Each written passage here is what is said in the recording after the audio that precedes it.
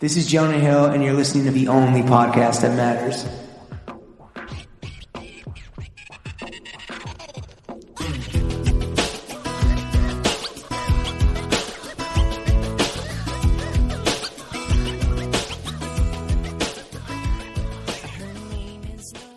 Before we get into throwing fits, first guest of 2021, Lawrence, keep those motherfucking lights on. It's a new year. We got bills to pay. New year, new same presenting sponsor. Shout out the homies at Season, a members only rental service for designer menswear. James and I both use it. We both fucking love it. You've seen the huge, massive fit pics. James looked into his crystal ball and predicted the death of his favorite MC. That was bad. MF Doom. Yeah, the timing could not have been worse on your part. Shout out Doom, rest in power. And you've definitely seen me getting fucking crazy in my Joker inspired fit featuring that big old Judy Turner knit, one of my new favorite fucking brands that I discovered via Seasons. Yeah, this is like dating Johns instead of marrying them. As far as what Seasons has coming up for the new year, a lot of new brands, a lot of spicy Johns. As far as like 2020 was concerned, like on their blog right now, Craig Green, Gucci, Prada, top brands, Bodie, fucking mad vintage tees. Maybe you want to fucking wear a Destiny's Child Survivor shirt or an REM fucking sad boy losing my religion vintage tee. They fucking have that too. Again, use Throwing Fits at checkout for 25% off your first order. This is the way to be a conscientious John's enthusiast, and James and I could not endorse it anymore. If you do sign up, do not put that fucking vintage Prada mohair flame sweater in your cart. I need that. I've been waiting, but I need my bag to reset.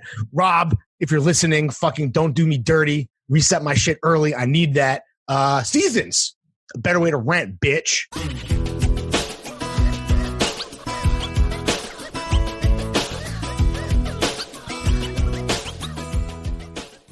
Throw Gang, we are joined by the Sultan of Street Style, the Beaded Baron, Menswear's Swiss Army Knife, the King of the Coke Chronicles, Pharaoh of Flow Team, the Oshkosh but Josh Shaman, the Tumblr Titan. Man stays getting those Pesco fits off, known in the UK as Josh Spice, professional cool guy, consultant, visionary, Josh Peskowitz. Josh, how you doing, buddy?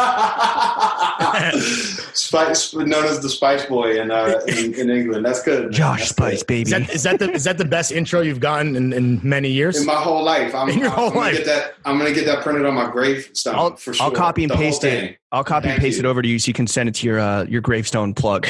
I might have to edit it a little bit. Sure. That's understandable. You won't be the first. So, and this is one of the perks of being now, like we talked about when we weren't recording, but you're talent now, dude. And when you're talent, you get plugs like that. You're plugged up. Well, I think I'm from too old of a school to ever think of myself as talent, but I'm very happy too humble. Talking. You're old and humble. I'm old. I'm old first, humble second.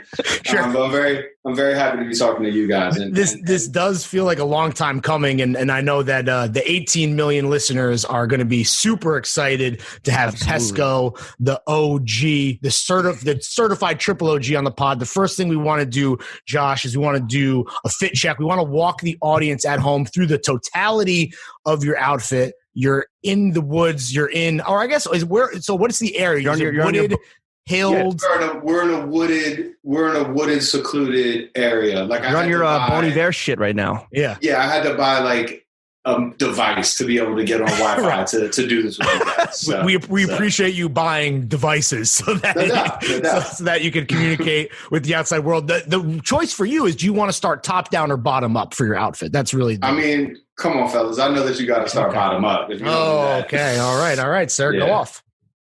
So on the feet, as you mentioned, I'm in the woods, so I got the DMAs on. They're not right. They're not the pod shoes. They're not the pod boots. Hey, one of us wanted to put you on Flow Team, and the other, I'm not pointing fingers, but I am literally pointing at Lawrence. Said, well, did I say that really? I was like, Josh is not qualified to be on our Flow Team, but is a tier 0 receiver of Nikes and New Balances. I don't remember that, but anyway, what model is that? What model? Sorry, I got the DMA plug anyway. Right, is that Corrado?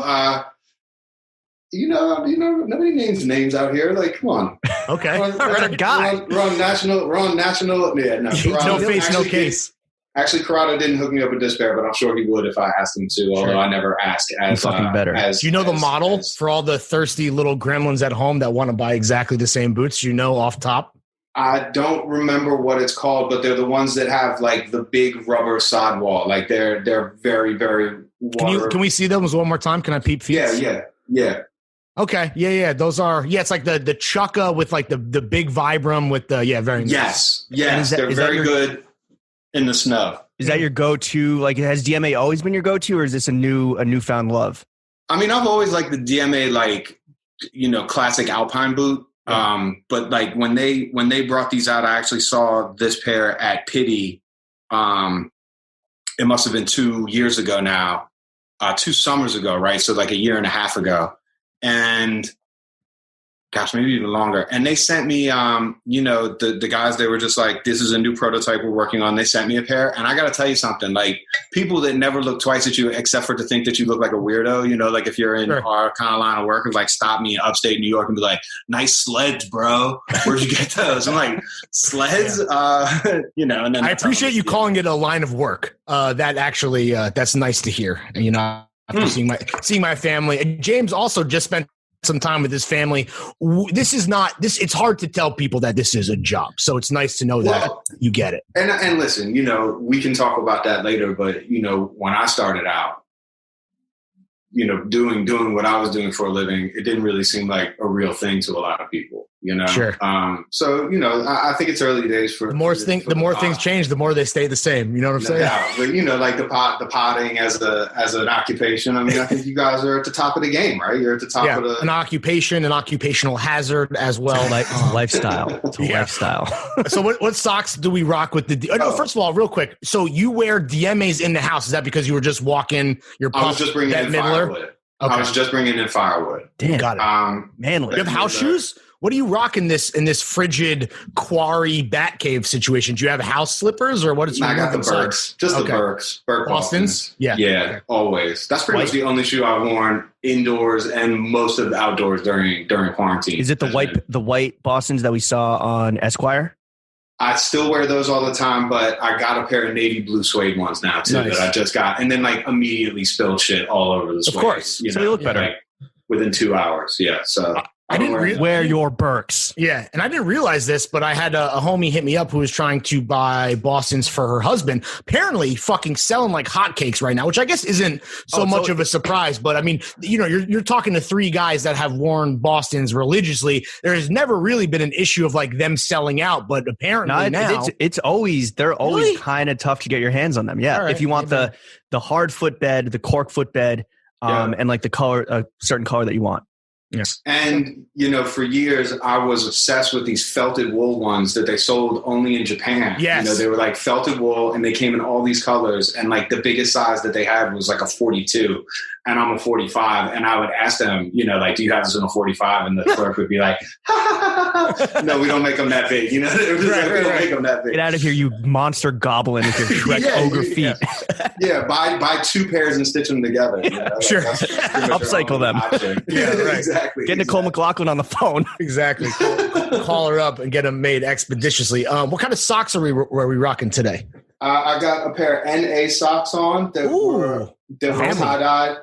Family that were tie-dyed by additional family, Simon Golby, when he was in his side-dye phase of dyeing. So he made a bunch of these socks. Never for sale. That was the thing. I would see Simon flexing all the creations on Instagram, and it's like, okay, cool, but like, how do I guess you need to be friends with Simon. Yeah, you need to call him. Or better friends with Simon. You could do that. You could call him. Sure. But, so I have them in a bunch of colors. So, I rarely leave home without them. So I got those on. And then where we go from there? Pants, yeah, on the ass. Pants. These are Junior Watanabe cargo pants. Camo? Yeah, camo. Like they're sort of like a play on the camo from The one that the Pacific War, World War II camo, Pacific Theater camo that a lot of people, use in their Pacific Theater. Now. Yes, of course. Yeah, it was the one that was based, I believe it was based in the Philippines, the army regiments that were based in the Philippines. What season? What season are those pants? Do you know? These are they old? They're not that old. I bought them in London at Harvey Nichols, so I think that they're fall 19, so about a year old now. Yeah. So here's a question for you, because you're a dude that I feel like always is a fashion head, but then also like appreciates like the more kind of standard, kind of heritagey Americana stuff. Like, do you have like crazy archive, like designer archive? Or is that something you collected Junior over the years? I do. I do own a lot of Junior. Yeah, I've collected stuff for years. I mean, I have a big storage space in New York that I keep, a lot of stuff at, significant pairs of shoes, vintage military gear, stuff from brands that I love that don't exist anymore. And I keep that stuff as a guide and a reference. And, depending on where I am on the scale, sometimes I break it back out. Right. It's really it's really a question of like how long I've been in quarantine. Is it weird to see that archive shit become like a trend with like kids who weren't like alive when this stuff was coming down the runway?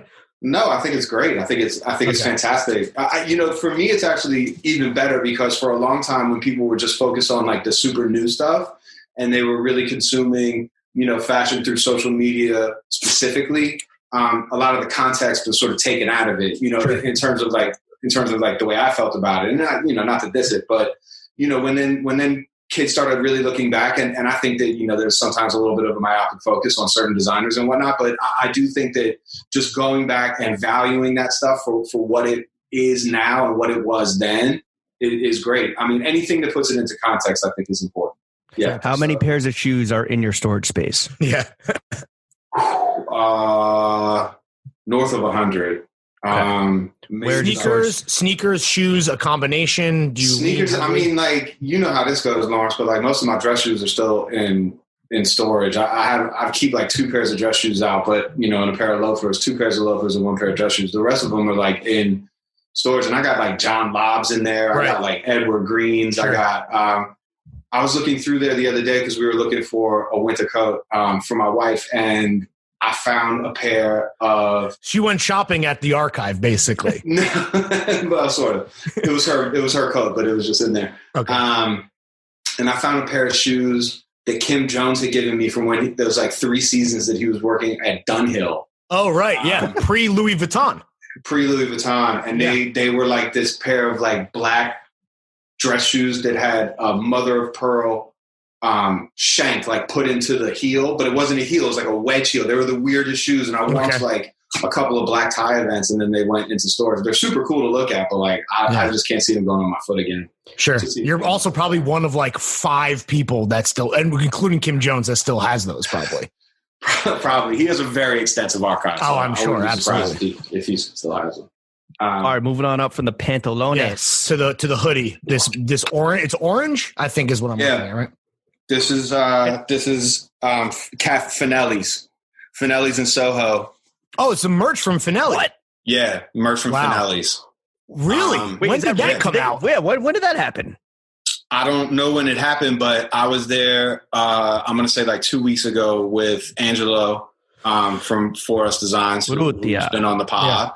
And we were just having a drink, and I saw that they had like this blaze orange sweatshirt hoodie. Everybody's trying to get over in the pandemic. So I was just like, oh, support the homies, right? I mean, that's cool with them. It's a nice hoodie too. So give me 2 of them and then some crab cake sandwiches. James and I were just talking about some fucking European brand that did a whole series of bootleg restaurant merch, of which they did a Cafe Finelli bootleg tee. I can't remember the brand. I'm not trying to put them on blast. I think they were carried at Kinfolk, but Finelli merch. They weren't European. No, they were Spanish, 100%. But anyway, it was like a tribute to New York and like famous restaurants and institutions. But that to me is a grail, because Finelli is like, I mean, that's up one there. One of the oldest bars in Manhattan. One, if not the oldest, right? So that's where the Throwing Fits DMA was concepted. Yes, right. We had a boozy lunch with Corrado, and he got fucked up enough to be like, whatever, carte blanche. Sure. He woke up and he's like, what happened? We're like, yo, you agreed to do a collaboration with us. It's that kind of boozy lunch where it's just like, yeah, we'll just take, so it's a bunch of beers and then like 3 sides of fries. We'll just do that and then we'll just call it a lunch. Yeah. I mean, I like they don't have it on the menu right now for outdoors, but the Turkey Club is my jam because they put smoked Gouda cheese on it. Which, for me, honestly, is there a better value lunch? I mean, the prices I feel like in the last 10 years haven't changed at all, and it's fucking delicious. And you might see somebody cool like Josh and Angelo, right, eating there, which is always nice. So he got the gray sweatshirt. And I got the orange one. You got to stay safe in the woods because you never know if you got to wear the blazer. I was thinking ahead. Underneath that, I got like an old Gramici T-shirt on. What do you think? What do you think about the Gorp explosion? And we're going to talk about trends and the year that was. But are you a hiker, climber, or is that just kind of like you were a poser before it was cool to be a poser? AKA, you're cooler than. I mean. Normal poser. This isn't like technical. It's just a cotton shirt. I actually had to like look and see who made it because I knew I was getting on the pod. But there's no logo? It doesn't have like carabiners and fucking like nylon ties and shit. Dancing man. Nah, it's got like a little G in the corner. It doesn't have that dude. But like I do have some of that stuff, and it looks cool, it's comfortable, and I mean we can. Like I remember seeing a bunch of Gramici stuff in Japan when I was. Is what I say. Gramici Japan is not like it's not like crazy techie the way that it is here, or like crazy climbing focus. It's more like kind of more just lifestyle. Yeah. But it's fire. It's kind of like for me, it's sort of like all the stuff that you would find at the Army surplus store, like back in the day, right? Like when I was growing up in the '90s, like. If you wanted to get like a Gore-Tex Parker, you had to go to the Army store. Like that was the only place that really had them. And so, and that's where you got your fatigues and everything anyway. So, and the question always was like, why does this fit so shittily? And it's just because it's like, it's made for like 3 people. It's like, this is a small, medium, large. It's just like, wait a minute, which one is it? Right. And so, I think particularly when I started seeing a lot of that stuff in Japan, it was all the same kind of ideas from the 80s and the 90s, but it just like, fit the way you'd want it to fit now. Right. And so, immediately appealing to me. I don't know about the guys who wear like the full kit that's like, with the pants that are too long, like draped over the, over the Tivas and all that. Like maybe that's not for me, but like the silhouettes, like the ideas behind it, fully back. I just like the idea that like now that I'm grown, I can still wear stuff that I wore when I was a teenager, but I look even like remotely like a grown-up. How old is that tee? Probably like 13 years old. Okay, well there you go. That's older What's the oldest than item half of clothing? Of our listeners. What's the oldest item of clothing you've kept all this time? Oh man, is it your blankie? It's not blankie. No, I have a plaid Stussy International short sleeve like Madras plaid button front shirt that I bought in 1996. And it was that is older than a lot of our listeners. Yeah, I mean, it was like made. It was made when like Sean still owned the company, right? Made in the USA. It was like when they had first stopped doing everything with the script logo, and they had started using like the Stussy International like little side logo, like Supreme uses now or Levi's uses forever.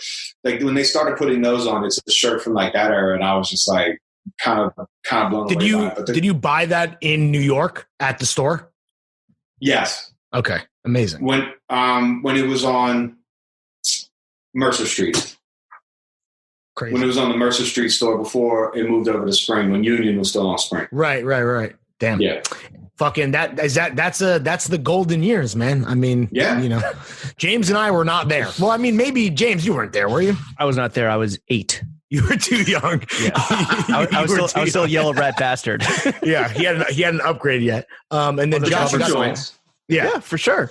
And then your signature beanie. A lot of people have seen you rock beanies over the year. Yeah. What's the brand on that guy?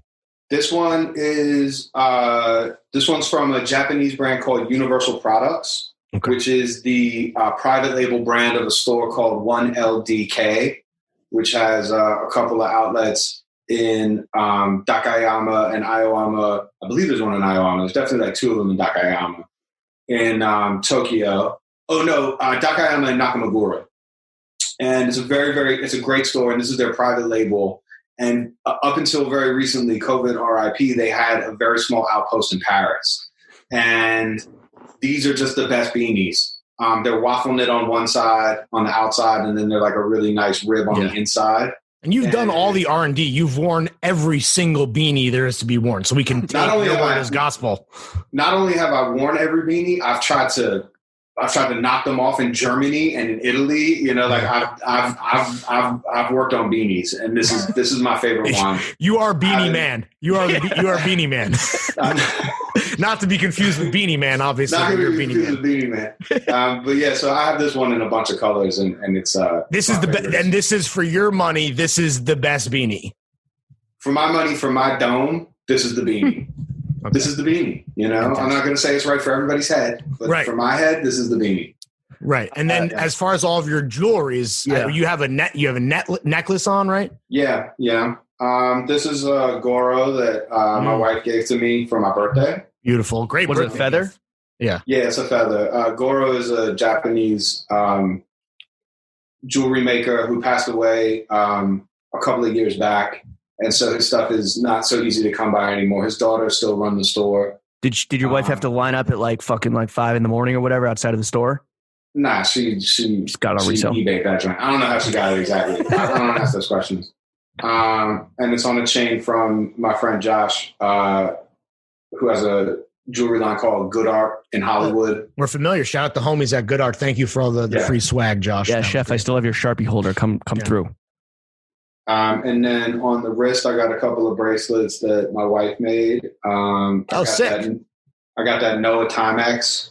Oh. The turtle. Do you see how much those are hitting for on the resale market? Not that I no didn't. Idea. Yeah, they're fucking popping. People are like reselling them for like $1,000. Yeah, it's crazy. No kidding. Yeah. I mean, it's a great product and it's a really great cause. And Brendan was nice enough to send me one, so I'm very happy to wear it. And I put pretty much everything on the shelf besides this. It's got the good Indiglow, Oh yeah. That's it over Zoom. And Josh, what about the pennies? Yes, lest we forget. Oh, I mean Calvin's. Okay. Boxer briefs. Boxer briefs, yeah. I never really progressed too far past that, I guess. And then what are we sipping on? Oh, what's the belt? Yeah, we need to hear about the belt. Belt is from my favorite store in Milan, which is called Arrow 55. It's got a little snake head at the buckle and some beading on it. Oh, nice. And Arrow 55 is a store in Milan. It's one of my favorite stores. I hope everyone's taking notes on this like next level fucking darts about, just the best stores in the world. This global tour of fucking from Daikayama to Milan and back again. Well, you could see Armano just as often in Japan as you see him in Milan, but he has a store. It's called Arrow 55, and Simon, my old business partner, took me there first. But Romano is one of those guys that tour buses come up to like see what he's doing for people who do like shopping tours. And his store is just on the corner of Corso Como, like on the opposite end from where 10 Corso Como is. Sure. And it's mostly vintage, mostly American vintage and British, military barbers, like old Aquascutum and Burberry trench coats. But then he does his own line of tailored clothing. He's a 4th-generation tailor. He does his own line of tailored clothing where basically everything is made out of dead stock. And he has like books of dead stock material. You can get it fitted, made to measure. So he's the most interesting man in the world, is what you're saying. What the fuck? And this guy fucks. He fucks. Oh yeah. Well, I don't know about that. You have to ask him about that. Right. But he's a good man, and he's got incredible taste. And like all the manufacturers in Italy, do like a little something special for him. And so I end up spending a lot of money there. A lot of money. I got how much like that belt. So real quick before you tell the story, how much does that belt run? Just to give us like a range of what are we talking like 200 euros, like 250 euros? I think the belt was. It's not crazy. I mean, I have a philosophy when it comes to all this stuff, which is pay for what you get. And for me, it's just like what are the parts and labor that go into it, and always with Hermano stuff, like you're getting you're getting what you pay for. It's aspirational, but it's on the right side of history. So it's not. Yeah. Got it. That's And also, it sounds like there's some sentimentality attached to it. Like, like what's the story that you have of him? Yeah, he's some legendary shit. Oh yeah, this is good. So I was in Milan, and I had been flying in from LA because I was still living in LA. And my condolences. I had, yeah. Well, I mean, I rectified that situation, but we were in Milan, and I had not brought a proper winter coat, and it was cold. It was a lot colder than I had anticipated, and so I went into Aero 55 and I was talking to the guys that were there, and I saw this coat that I really liked, and it was like a cotton moleskin, navy blue officer's coat, right? So like double-breasted with big gold buttons, like back belted gold buttons back there. A little ostentatious, but cool, right? Because it was made by one of the brands that only sells at Hermanos and then sells at like a couple of stores in Japan called Frazioli. And the only one that they had in navy blue was like a size 46, and that's just too small for me. Small. Yeah, it was snug. So snug is an understatement. So they said to me, Josh, we don't have another one in blue, but we have it in this olive color, and we have it in this khaki color. Would you be interested in those? And I said, no, I'm good on those. And then Hermano came up from downstairs or down from upstairs, wherever he was. And he emerged. He emerged. And he just takes one look at me, and he was just like, Josh, I hear you want a blue coat, in his like broken English. He's just like, you want a blue coat? I said, yeah. He said, come here, put this coat on. And they bring out one of the khaki color coats. And I said, Hermano, like, thank you, but I don't need this color. I need a blue coat. He was just like, just put it on. He puts it on me, and it's a size 56, which is from a 46 to a 60. It's considerably bigger. It's huge. I mean, like the sleeves are down past my hands, like, the shoulders are out to here. And I'm just like, dude, what are you doing? And he's just like looking at it, circling around me, doing the little face and just looking at it. And he says, okay, this will do. I said, what are you going to do? Like, I don't need this coat. He said, I'm going to dye it for you. Damn. That's customer service, bro. And I said, I mean, thank you, but it's too big. He's like, no. I'm going to garment dye it for you. And when I wash it, it's going to shrink. It'll fit you perfectly. I promise. And I was just like, did you pay up front? That's a good question. I mean, I've been shopping with this guy for a long time, And you got a tab going. Yeah. And I said to him, I was like, Hermano, like, are you sure? Like, I don't want you to have to ruin this coat if it's not going to work. And he said, it'll work. And trust me, if it doesn't work, you don't have to buy it. Right. Promise. On the house. And I said, okay, here's the other problem. I'm leaving in 48 hours for Paris. He was just like, come back tomorrow at noon. Hermano's got you. Yeah. So I was just like, okay, this is like 4:00. I was like, all right. So, go back the next day, get there a little early. There's this pizzeria around the corner from that I like to eat at sometimes that he took me to, and his son was eating there. And his son was just like, oh, go see my dad. He's got your coat. I was like, really? Guys, I bullshit you not. First of all, it was better than navy blue because it was like this Air Force blue, like that bluish gray color. And like all the khaki stitching had stayed khaki because it's nylon. It doesn't take the dye the same way. But the jacket was like perfect with this like contrast stitching, and it fit me fucking perfectly. Like I cannot tell you. And, he eyeballed it. He just eyeballed it. That's he eyeballed it, and he knew, and it fit perfectly. And it's one of my favorite coats. It's one of my favorite coats. And Never doubt Hermano. Exactly. That's the type of dude he is. That's the fucking Hermano difference, dude. Yeah. Damn. All right. And what are we sipping on, Josh? Oh yeah. And then what's the drink? Oh, I just got storytelling juice.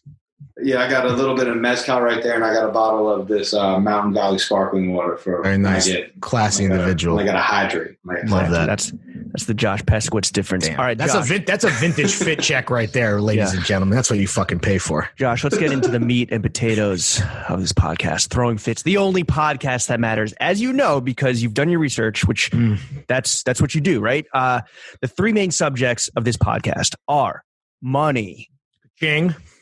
Meats and cheeks. That's sucking and fucking. Gotcha. Most importantly, Yeah. the goddamn motherfucking boys ourselves. We're going to start with ourselves for about 2.5, 3 hours, and then we'll get to money and sucking and fucking. You've had a legendary, storied professional trajectory, like second to none. Is coming on Throwing Fits the low point of your career? No, I mean, I thought that I had like lost the juice, because you guys had taken however many years to invite me on here. Oh, damn. We're less than a year old. To be fair. Excuse me. The current version on Throwing Fits has been less than a year. And this is a long time. I saw you in January at that little dinner that we had. That was literally, I was telling Lawrence, I was like, yo, the last time I saw Josh was at that Angelo dinner where, like, are you still sponsored by a liquor company? And how the fuck do we get that deal? And then it's just like, you were like, yo, what's up with the pod? And I was like, we literally got butt fucked today. Today's the day that Barstool was like, you're done. Yeah, little did we know that things were about to get a lot worse for everybody, not just us, but yeah. Well, I think you guys have recovered admirably, and I'm, I for one have always been rooting for you. And so, like in terms of when I was going to get on here, I was just like, I'll wait till I get it. And also, do you just want to be like another fucking, it's Tuesday, or do you want to be the first guest of 2021? You know what I'm saying? Like, you got to off right. We got to save like the big pegs for the big guests, of which you are one. So, well, that's to answer your question, James. I am honored to be here and honored to be talking to you. Well, hell yeah, it is a fair question on your part, though. It is like, and I think there's numerous reasons why we would want you on the pod. There are numerous reasons, but one of them, I mean, I think the main one is just like your unfuckwithable personal style, and like when people talk about you or laud your style, I think what's so interesting about it is that they can't just like summarize it very easily. It's kind of like it touches on everything, but it's not like you're fucking a chameleon, right? You've definitely like evolved with trends as they come and go. Nobody puts Pesco in the corner, exactly. How would Pesco define Pesco's personal style, though? Because like it is something that is tough to describe to someone else. Yeah, I don't have like a string of adjectives that I could put together for you, but I would say that the most important thing to me is that I always wear clothes that I feel comfortable in. And so, I tend to wear things that I've had for a long time with things that I just bought. And for me, there's always a really interesting and important sense of place, that's very difficult in 2020, the year that we just had, minus my Finelli sweatshirt. I haven't really been to that many places in 2020. But, like for me, that idea of like, I got this at this place and there's this memory attached to it is really important. But in terms of like, from an aesthetic standpoint, at different times in my life, I've been a little bit more, in the tailored corner, and I've been a little bit more in, caring about like heritage clothing. But, the thing that's always been important to me is the quality behind it, right? Like once I got old enough to like really understand what went into making real clothing. And to be honest, like, I started working at a clothing store when I was 16, but it was really, once I got into the editorial side of the world, into the magazine side of things, where I really started to understand more because people took the time to explain it to me. And ever since then, I've really just been looking for like better and better versions of like what I wore. I mean, kind of in high school, but besides adding the tailored clothing aspect to it. So there's always going to be like, even if I'm wearing this, like this is the thing I think that you're touching on. Like when I started wearing a lot of suits, which I did when I was working at Esquire, because I learned more about tailored clothing. And I also found out that a lot of those tailored clothing brands made things that looked like the sportswear and the, the Army surplus gear that like I loved as a child. They'd make these field jackets, they'd make, trousers that have a cargo pocket. Not that I really like Italian cargo pants, but you know what I mean? Like they had those elements to it. And even like the really big designer brands, it's just like they would make that stuff too. And one of the reasons why I've always loved Junior so much is that it does have that like sort of Army surplus style and like, to certain aspects of it, at this collection in particular. So, there's always going to be that element of it. But like back to what I was saying, if I was just wearing a suit, like I'd wear it with wallabies. Right. And that was in the early 2000s when that wasn't really something that you saw done very often, or I'd wear it with a pair of New Balance where, people didn't really wear sneakers with suits until people really started picking up on the common projects thing. So, you know, like that was just like who I was. Like, you couldn't take me completely out of who I was, but I was excited to learn about new stuff. So like whatever I feel enthusiastic about, whatever I love, whatever feels good to me has a good story. Like, that's what I'm going to gravitate towards. And I like things that feel like they're made by somebody. You know, like I love technical clothing. I love, you know, the thought process that goes into, you know, heat seam sealing something and climate cooling something and, you know, all that. And I certainly have pieces like that in my wardrobe. But like, if you can show me something that has like a little bit of hand beating, or, you know, you can see that it's been stitched by a person who was thinking about it, or even just like the design principles, like, damn, that's mad ergonomic and like it fits around my knee really well. So this person was really thinking through how it's going to be worn. Like, those are the things that really attract me to clothing. Do you think that, especially now with COVID, where people are kind of like, you know, hitting a little reset, maybe slowing down a little bit? I mean, hopefully, or at least that's kind of like the initial lip service, at least. Do you think that people care about that more now, where they're looking more at like quality and and what goes into it versus just like, oh, this shit is fire. Like, I can't wait to fucking flick up on the hype on the shit, new shit, whatever.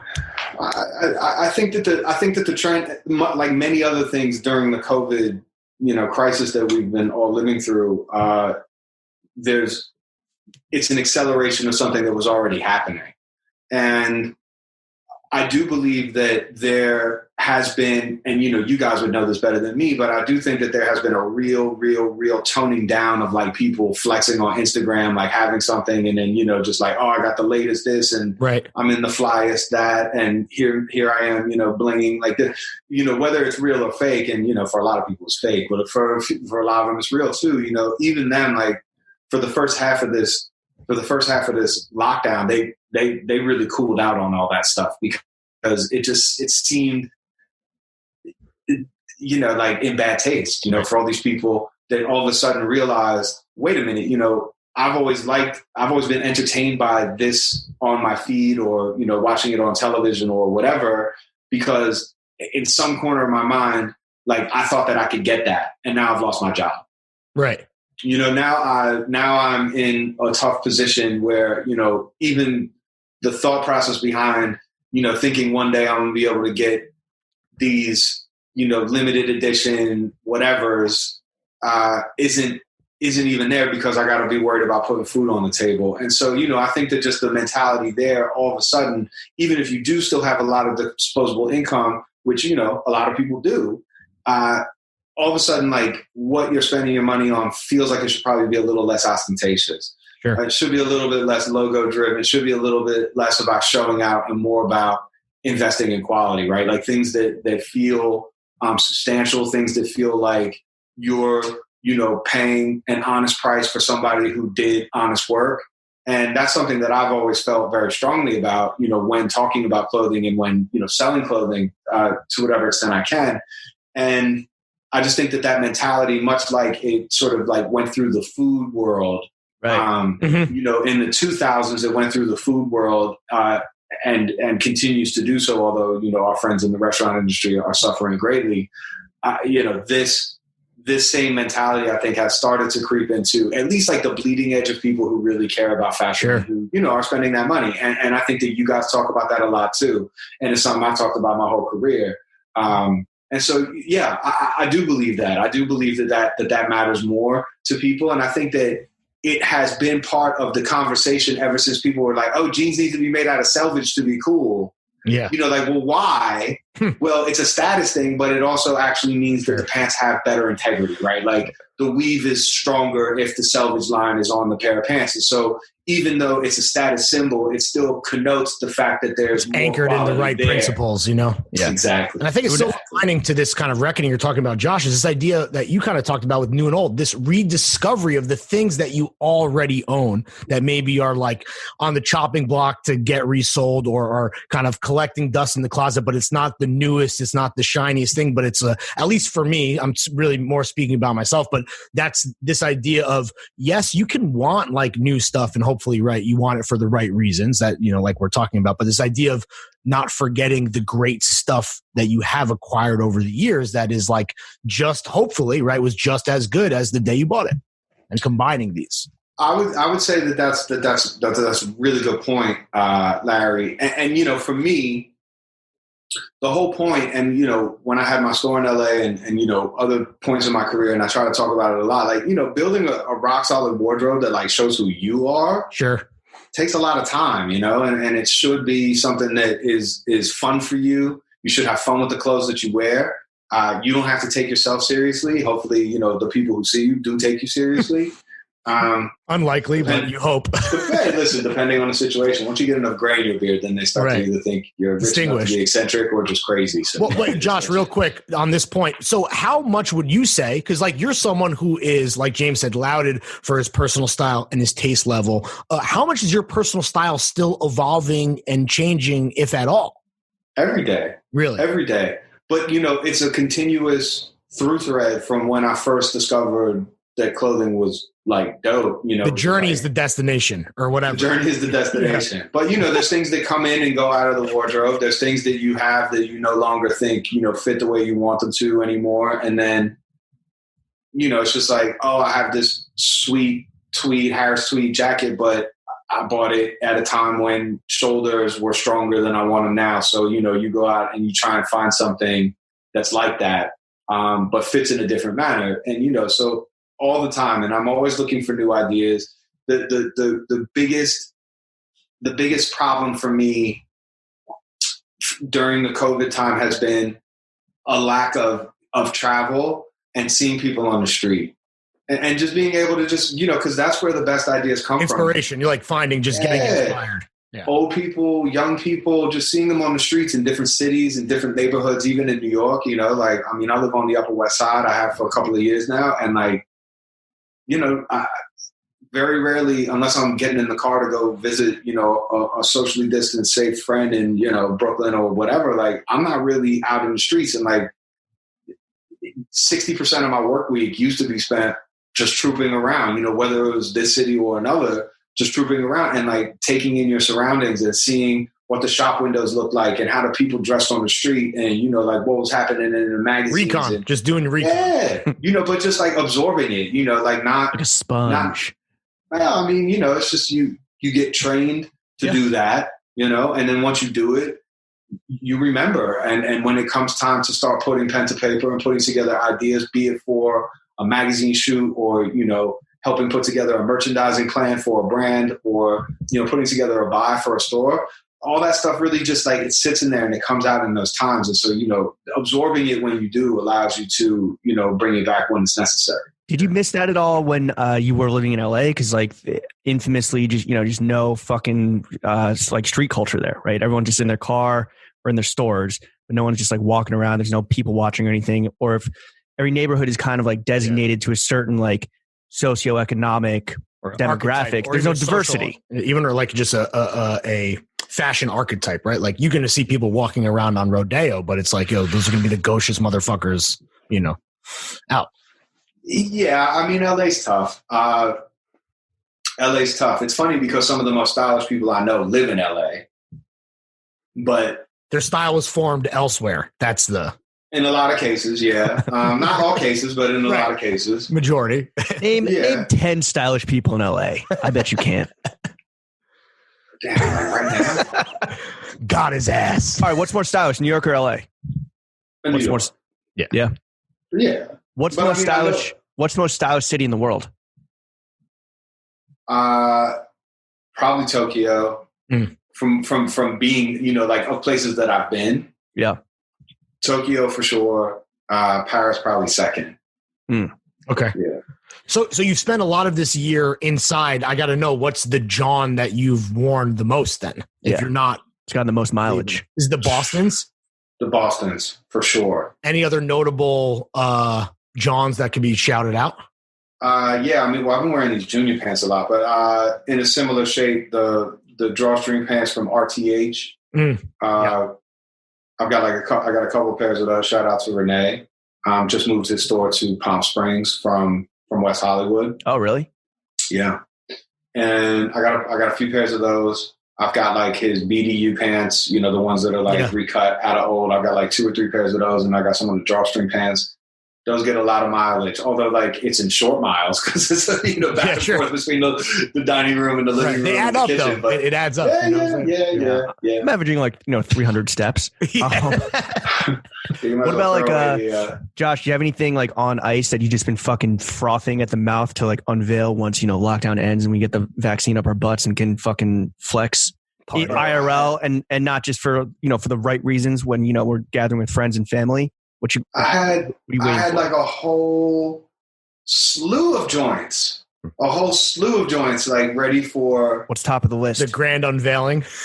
I mean, I don't want to call it a grand unveiling, but you buy things and you're just like, oh, well, this is. You envision. You have I think that's a John's enthusiast always has an idea of like, oh, I can't wait. You envision a scenario. Third in which eye. This shit is going to really fucking hit.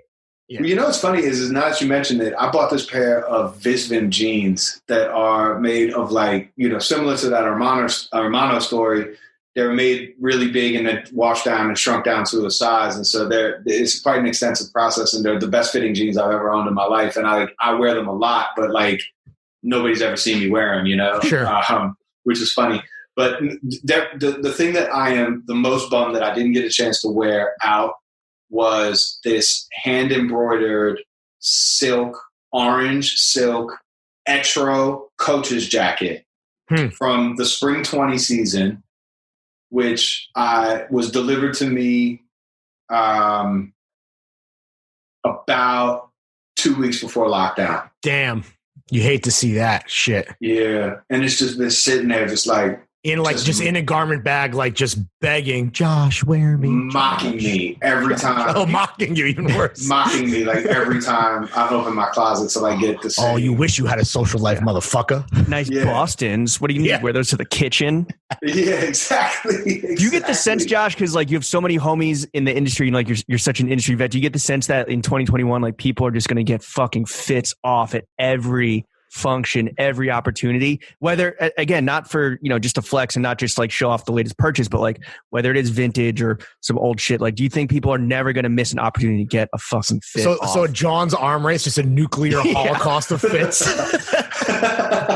Well, I mean, I definitely think you're going to see some people out there wearing like 2 pairs of pants being like, I need to wear both. No, but I do think that every occasion that we're going to be able to spend with friends and family and, professional engagements is going to be a time to celebrate in 2021 once we're finally able to do it. And so, if you see people showing out, the reason is, number one, they need to get them fits, dusted off, but also because, every day is going to be a celebration once we're finally able, once we're finally able to like be back with our partners at the bar or tell the whiskey sponsor we come in heavy in 2021. Yeah, every fit's a blessing, ladies and gentlemen. Amen. Don't you dare forget it.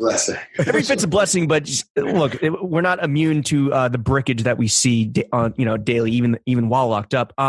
As someone that's been around for a minute now, like, is there a style or a trend you see right now, kids trying to do that absolutely like just confounds or even goes so far as to disgust you?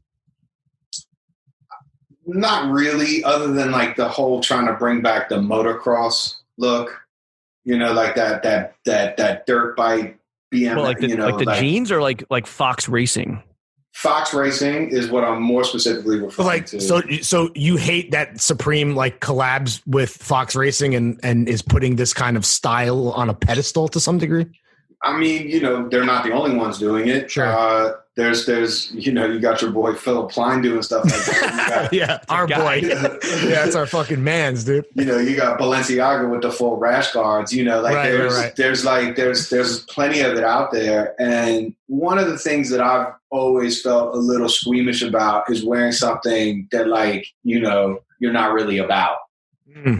Posing, capping. Yeah, I mean, I was never a big skateboarder. I like to skate, but I wasn't out here doing tricks and all that. So you wouldn't really see me in Etnies or America shoes or whatever it was. There was the hot skate shoe at the time because there was real kids doing real things that were wearing those. I didn't want to perpetrate, So you take that up to a million when you're talking about wearing a full Mission Impossible shootout look when you're just like going to when you're going to the club or whatever. And to me that just feels disingenuous. So that's always going to be like a red flag for me if something is just like, yo, this has not even been like, other than like making it not safety, like not safe, they've taken all the other pieces of it and put it out there like basically as that look, and to me, these people who are going to be buying it haven't ever touched like an R1 sport bike, or they haven't been on the dirt slopes, out there with. They know 12 o'clock boys. Yeah, right. Yeah, to me, like there ain't no Lil Uzi Vert. Touching asphalt behind the ATV. Right. Well, Josh, on the other side, riders. on the yeah, right.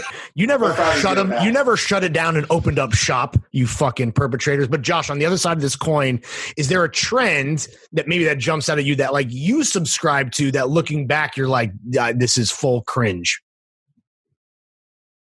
Or is there too many to name? I mean, I've never been one to go in too heavy on one trend or another. I've always tried to kind of like stay my lane and not wear like the trendiest stuff. But it took me a long time to discover how things fit. Like if I look back on pictures of myself from high school, with a triple extra large t-shirt on and, like some waist size 38 jeans and some all bathing bunched up in the front. Yeah. Yeah, I mean, like that to me, like, oh, I wish. What brand, like those size 38 jeans? What brand is that? If you can recall, it's like. I mean, it would have been like this was pre-True Religion, man. We're talking about like Guess jeans. Okay, so this is like 90s Wu-Tang New York, not like Soulja Boy tall tees with the big. Nah. Okay. Nah. We're talking like 94, 95. How much Mark Echo were you wearing? I had a couple of Rhino t-shirts. I'm not gonna lie to you guys, but I had more like PNB Nation. Mm-hmm. And shout out Sung Choi. Yeah, I had the PNB Nations. I had I didn't even feel comfortable wearing like a Mecca t-shirt. I was gonna say like Mecca. When I hear 38, I'm like Mecca jeans, maybe. No, Silver Jeans. That was like one of those kind of suspect brands back then. But we used to buy them, and they because they had the wide leg, and then you cut them off if they were too long instead of letting them get all raggedy at the back. But Guess jeans were like the shit. If you had your Guess jeans, you were golden. Ralph Lauren, Tommy Hilfiger, Nautica, but all of it like. And real talk, like I would wear that shit now if I still had it, but it was like a size triple X. Triple X large. I mean, I look like a clown. We need the fucking guest plug, who I know must be listening to this podcast, to come through and hook Josh up with some with the pencil decent jeans. Sized jeans. You can bring me back the pencil jeans. I'm in. Properly fitting. But ever since 94, 95, 96, you're batting 1,000, or you never like. I just don't look back in anger, man. I just don't look back in anger. I think Oasis. I think one of the Gallaghers said that originally, but yeah. Don't look back in anger. Let's fast forward to right now. So right now, currently, you're unshackled by the surly bonds of a soul crushing job. Which, like, real talk, congrats. What is your next career? Welcome to the resistance, brother. Yeah. What's next on the horizon for Pesco? Well, I got a couple of good projects that unfortunately I can't speak on at the moment. Sure. What's timing though? Like 2021? Yeah, definitely 2021. Hopefully H1 2021. Okay. We'll be able to talk about it, so you guys can have me back. For the Summer Spectacular. Yeah. Hopefully we can do it in person. We're currently planning the Throwing Fits Summer Spectacular as we speak. So that's perfect. Is it something we would be surprised by, or is it something we're like, this is like the Pesco fucking golden touch right here? Sweet spot. I would just say that for me, it's been, and I'd have to take it back a little bit, just talking about the career, really, I've just done a lot of different stuff, I've done a lot of different stuff and I've learned a lot from it. Your menswear Swiss Army knife, I believe, was in the intro up there. That wasn't the intro. Leatherman, Leather Daddy. Leather Daddy. I've just, I've worked in editorial, I have a passion for the storytelling side of things. I've worked in product development. I've worked as a buyer. I've owned my own store. I've been a fashion director for places big and independent and startup. I've I've done a lot of things. I've been able to see a lot of perspectives on the business, and I'm of an age now where I think it's time to start sharing that perspective. Interesting. You know? Like going on podcasts and sharing your story. Well, Each one teach one. Each one teach one, and I always take the time if people reach out to me to hopefully answer their questions if I can. It's a weird position to be in, because I remember being like the snot-nosed kid that nobody knew, walking up to shows, hanging on Tim Blanks' coattails. Like, what up? I'm the associate market editor at Stuff Magazine. What's good? Yeah, I did that. No. Yeah. I did that. I was on your LinkedIn earlier today. Yeah. Yeah. I was at Stuff Magazine for about 3 months. Worked for Jimmy Jelinek.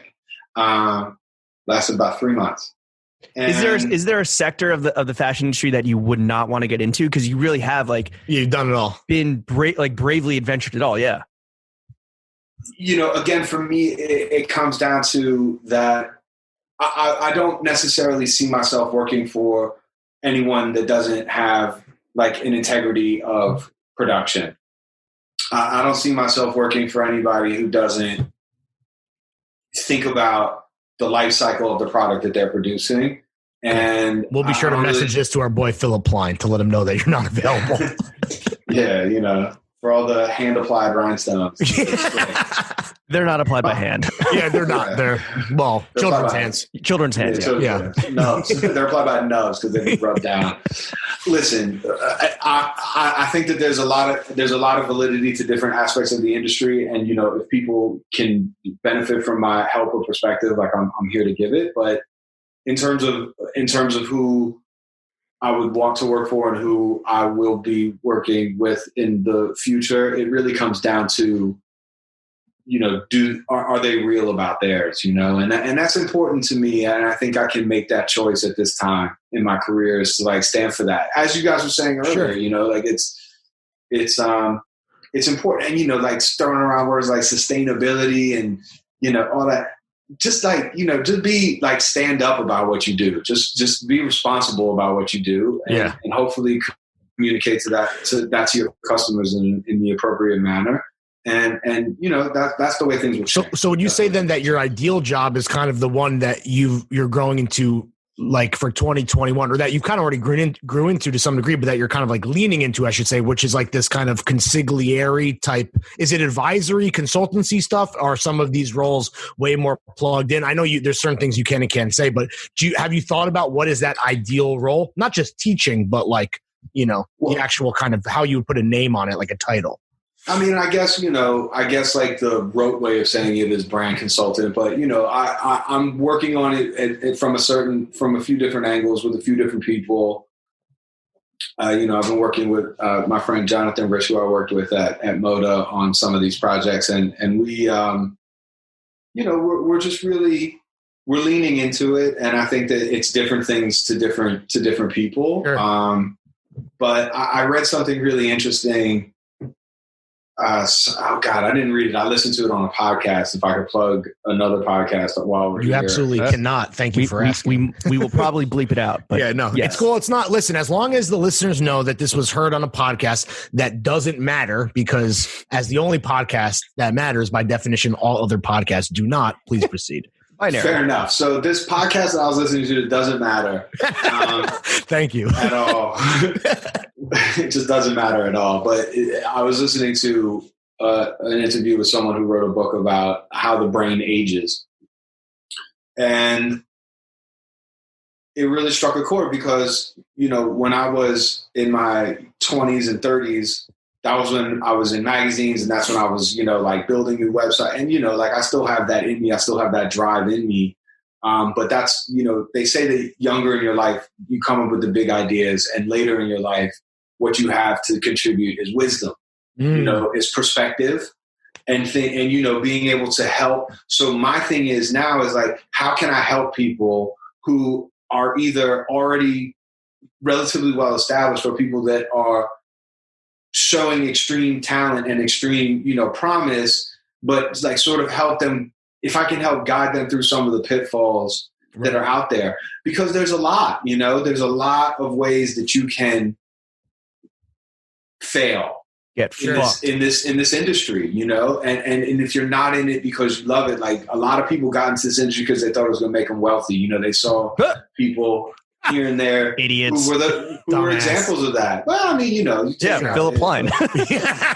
And it did make them wealthy. Yeah. You may not Well, keep it, but that it was made the them drugs. wealthy. Those were the drugs. I was gonna say, Lawrence and I, we don't have any wisdom because our brains are just Swiss cheese from all the Molly we did in our 20s. Right. But I get what Josh is saying. Like, listen, don't call up Pesco expecting the big idea, but call up Pesco to help with your big idea.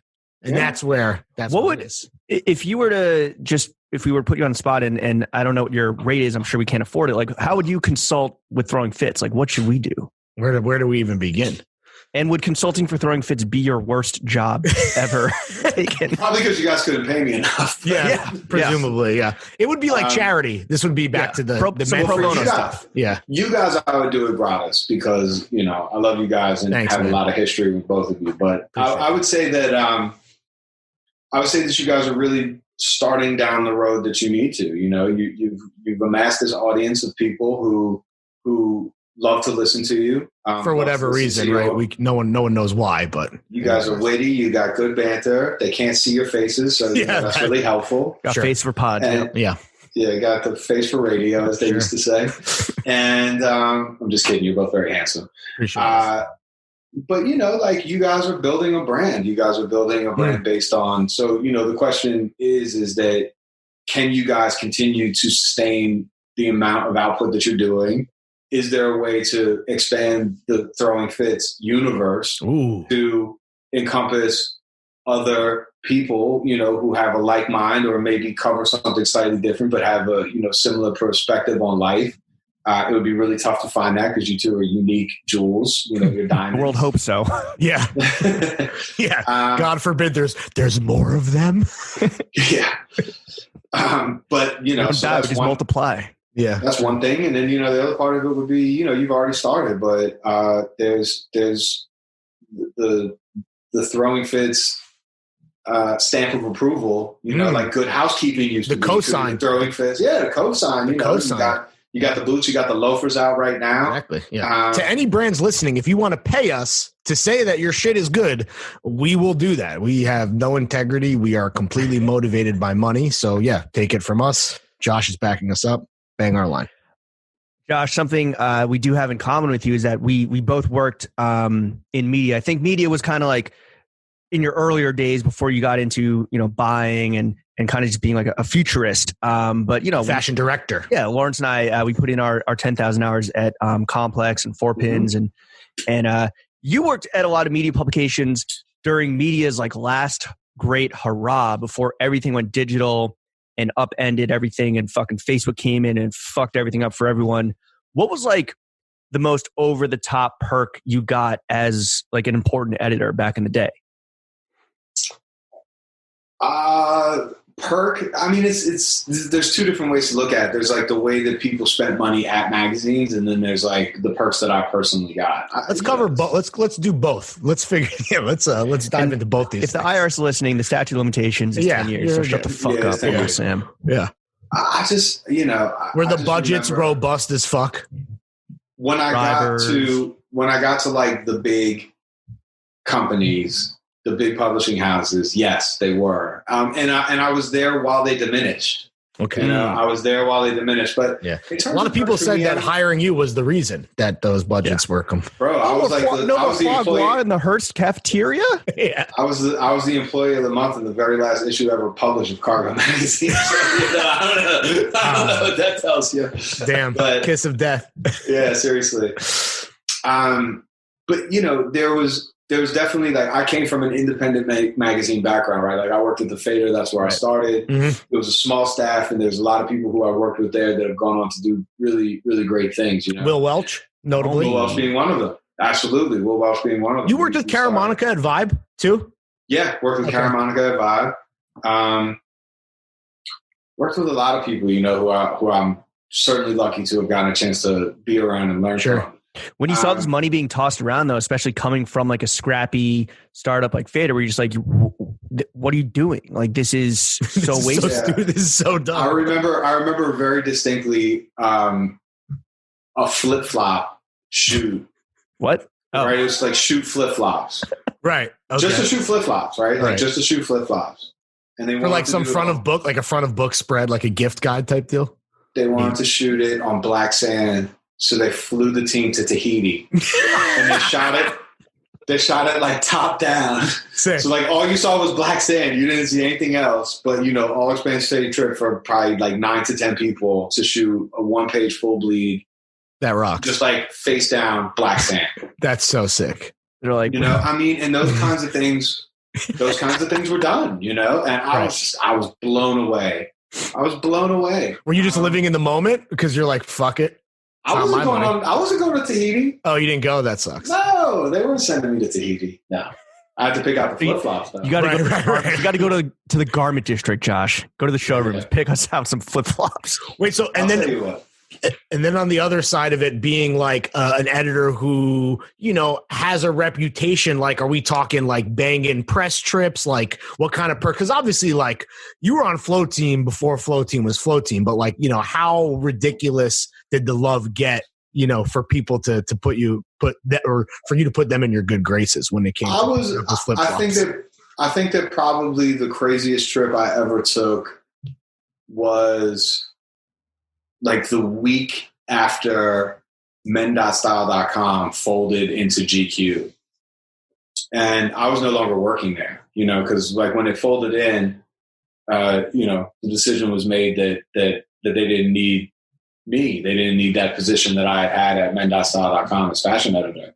And that was a bummer, because I really loved that job and I really loved what we had been doing there. And, as much respect as I have for the GQ team, many of them are still there or, work other places and I know them well and have a lot of love for them. But, like the men.style.com job was an amazing one. And it was at a very sort of pivotal time in all the stuff that that we're talking about now. Absolutely. You were proto fashion bros in the closet, you and Tyler. Yeah. Proto fashion bros in the closet. Yes, I did not make up that name. Thank you for going on record. Thank you for your service. Yeah. That's a tough one. That's a tough one that didn't age great. We were drinking on camera because that was the name. And I was like, I want to do this fashion drink on camera. Sure. No. I said I need to what you the work to be clear, because I think there's a portion of the listeners, the audience that is too young to get this, but like what you were doing, you and the crew at Men.Style was doing, like, at least, and I'm speaking for myself, I don't want to necessarily speak for James, but like I am not doing what I didn't do what I did, and I'm not doing what I do now if it wasn't for you guys. I mean, that was like the voice. It was voice. A lot of people. Yeah, it was voice, humor, and taste. Yeah. So yeah, that was a special time. What you guys did was definitely that was important, and I think impactful for sure. And maybe doesn't get the respect it deserves now, but like it should be said 100%. Well, I appreciate you saying that, and if it created one Lawrence and half a dozen other people who are working out here in the world, and then it's right. All the way worth my time. But going back to what the trip was, so I had been invited. I had been invited to go on a trip by it doesn't matter now. It was a press trip for IWC watches. Ooh, hell yeah! And they had released, or they were getting ready to release, a version of the Aqua Timer to benefit the Charles Darwin Foundation of the Galapagos Islands. And so they flew me to the fucking Galapagos Islands. Sick. And so, yeah, I went to the Galapagos Islands. It was like one or two other magazine editors, and it was like a bunch of those watch people. And like those watch people, sure. they get the big time perks. They get busy. They get biz. I mean, they're not doing anything except for like looking at watches with each other, but like they're doing it in an exotic location. They're doing nothing but jerking each other off, but they're hunching over it. I mean, it was like pre iPhone where we're all hunched over now, but they were hunched over looking at it. It's just like, bro. Did IWC not give a shit that you're like, yo, I don't have a job anymore? Well, I told them, and I wrote I wrote the story anyway, and I shopped it around to some other publications, and eventually it did get published. But it was just. At that point, like my tickets had been bought, right. It was done. Visas had been done. And, they said, hey, look, these things happen. We love you. And I had obviously been a good partner to them over the years. I mean, why not? IWC watches are bomb. Yeah. And so, I just went along for the ride. And it was an amazing experience. You saw the tortoises. We did. We saw the tortoises. We saw humpback whales. We saw dolphins and different types of porpoises. We saw, all the finches, all of Darwin's finches. We saw them all. All worth different it, though? types of motherfucking porpoises. Was it worth it though that you had to hang out with like watch nerds? Oh yeah. I mean, gotta be, right? Man, everybody was cool. Everybody was cool. I mean, you're in the fucking Galapagos Islands. You're jetting from one island to another on like little skiff boats. I mean, come on. Like, it is 4:00. Sure, that was a lot of that. But so we talked about the fader. We talked about men.style.com. Briefly mentioned Esquire, Big Black Book, cargo stuff. Like what's just from the media portion or editorial portion of your career, what's like a highlight that you still cherish to this day? Just like a fucking grail moment, whether it was like, a rapper that you fucking was your idol who you got to style, or another fucking trip like this. What's a highlight you can't let go of? You mentioned that there was a cover shoot that we did of the Fader, and it was like the first cover shoot that I did, and it was with Mos Def, sick, and Jonathan Mannion, he recently reposted it because it was Mos Def's birthday not that long ago, and I had been working with his stylist. Her name's Lisa. And, a lot of people know her. She's well known in the game. And, I've been working with her because she was in LA and like I was pulling all the stuff. And, it was honestly for Mos Def, it was like it was right before Black on Both Sides came out, right? So the second album. Yeah. And or was that the first album? What was the second one called? Black on Both Sides was the second album. And so, it was about to come out, and it was the first time that like Saint Laurent and, Gucci and all these places had allowed me to pull clothes, because it was for someone who was really important at that time. So I was pulling all these clothes, and we were supposed to meet him in Dumbo, and he was living in Dumbo at the time. And he had this apartment. And so we were going to meet him there, and he was flying in from Miami, and we heard that there was this big rainstorm that was chasing him up the coast, and he might not make it, and I had all these racks with like, thousands and thousands of dollars of clothing on the street, just like waiting for this dude to show up because we were going to use his apartment as a dressing room, we were going to shoot in and around Dumbo. And he finally showed up in a brown Astroline van, Chevrolet Astroline. And this motherfucker comes out of the back of this van, and he is wearing cream and caramel two-tone Valentino loafers, vintage. Okay. Bell-bottom cream and caramel seersucker trousers, right? A mint green knit polo. Sick. And a 1970s women's Missoni cardigan, like one of those ones that had like the abstract pattern on a white background, like with all the pinks and greens and yellows and oranges and browns, like knee length women's cardigan. And he was just like, oh yeah, I just went to my favorite vintage store in Miami and I bought all this stuff. He's just like, but I'll put on your clothes. I was like, here's a hat. Yeah, right. Yeah. And I gave him a Kangol. Sure. And he put that on, and that was the cover. Damn.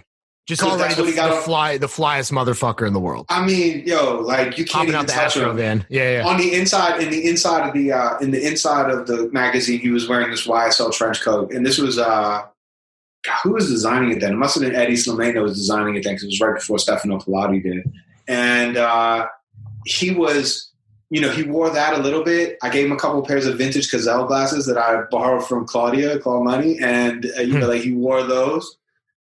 But like other than that, he just wore his own clothes the whole time. And Jonathan Mannion, who I don't know if you guys know him. Oh yeah, legend, the GOAT.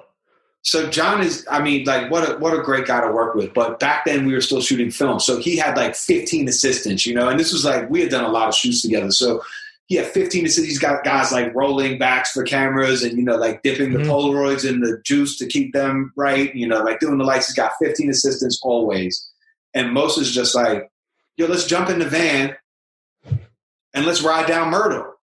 and go see some places. And so I got in the car, Jonathan got in the car, and that was it. Like none of the assistants got in there. So John had to get like a backpack on and like twist all these backs, like in between stops.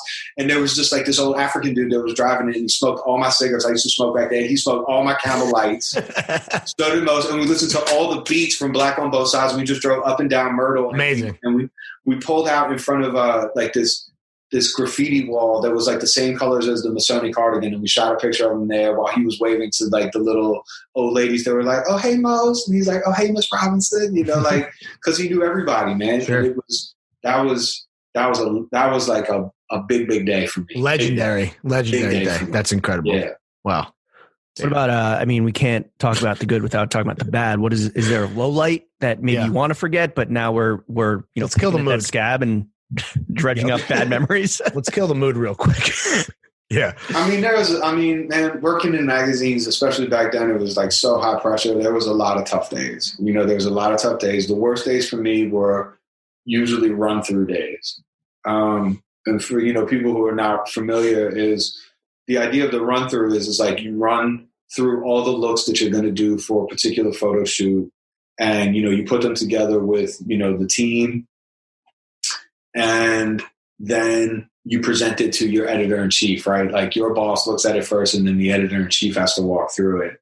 And it was always nerve-wracking because, typically speaking, as much respect as I have for the people who I've worked under as editor-in-chiefs, particularly in my Hearst and Condé Nast years, like they might come in with just a completely different perspective than you and just like murder all your work. And you have to then spend the next, 24 to 48 hours fixing it before the shoot. And so, in those kinds of environments, like it was super stressful, and there was, I don't want to point out any particular moment, but there was definitely ones where I was just like, I would rather be at the bottom of a whiskey bottle at the bottom of a well than like be here right now. Right. But like all things being equal, I wouldn't trade that magazine time for anything, man. It was like, it was really special. And I got to work with people that have like helped me become who I am. So, sure.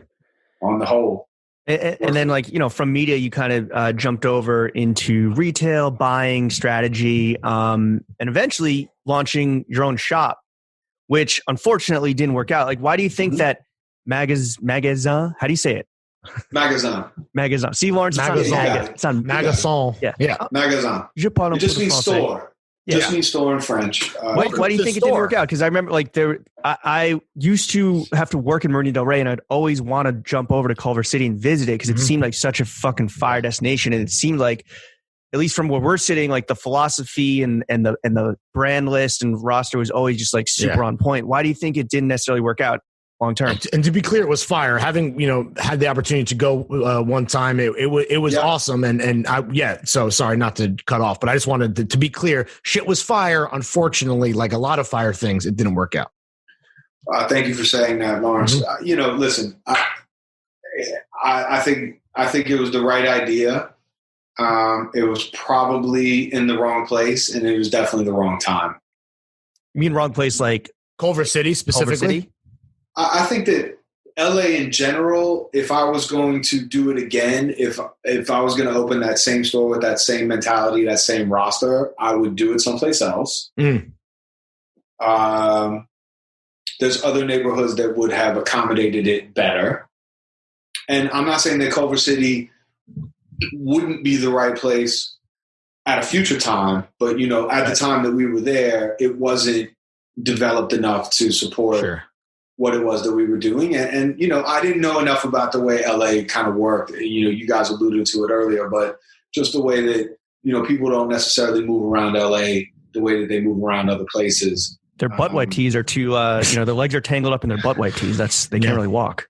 Well, I mean, for a while we had a pop-up store in Florida in Palm Beach, and we had a client who lived, in Brentwood, and he would rather, fly in his private jet to Florida and shop at that store than like come to Culver City, and that was him. And that was, but that's emblematic. But that's emblematic of kind of like, Yeah. I think we had some great clients, and we had some really good times, and I think our message was well received, and I think that we made a mark in a lot of ways. And we represented a lot of that stuff that we were talking about earlier, and, which is really starting to catch on now, right? So like maybe I was a little bit early on it, but the idea was right. Of your time, yeah, for sure. The idea was right. From a strategy standpoint, we were slow to try to put it online as well as have it in store. And I think that that's critical, for independent, small brands and stores, multi-label boutiques. It's critical that you go to where your audience is. And I don't think I had an appreciation for that at the time. Right. And so, those are the reasons. But, the mentality behind it, the philosophy of it, is something that we carry on. And Simon and Christoph and I, the guys that I work with in putting together that store, we got a lot to be proud of. And I think that, within the industry, at least, and for the people that were able to visit us, and we had some very, very loyal clients, it will be missed. But so many of the places that like matter to me, coming up, Nom de Guerre or the Union Store in New York, or Recon, or any of these places, that were really important and culturally still contribute, right? Sure. Like people who came up during those periods of time, the A-Life, Rivington Club, like all these places that, were kind of jumping off when I was in that period of time of my life. Like, the people that work there have gone on to do great things. The people that shop there have been inspired by it. So fingerprints are all over the game. Like,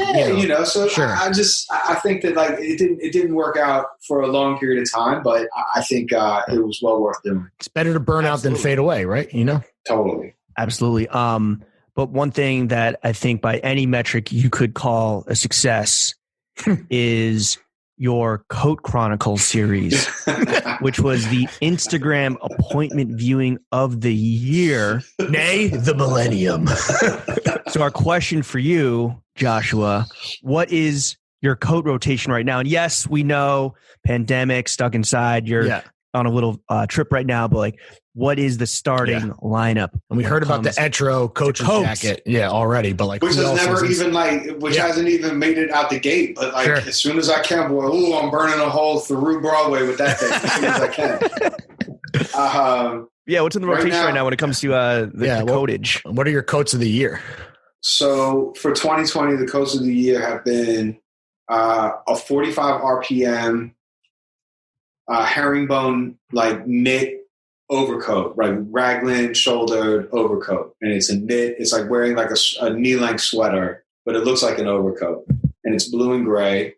And for those listening, 45 RPM is a Japanese brand. It's really, really kind of low-key, but it's well-known for its quality. It's very expensive. It's less expensive than Japan. And they have a killer store. Smells amazing. Yes, store smells amazing. So on Mercer Street in Manhattan, it's the only store, I think, in the United States, but I could be wrong about that. And wow, I mean, if I was of a different tax bracket, I'd only wear 45 RPM straight up. Sure.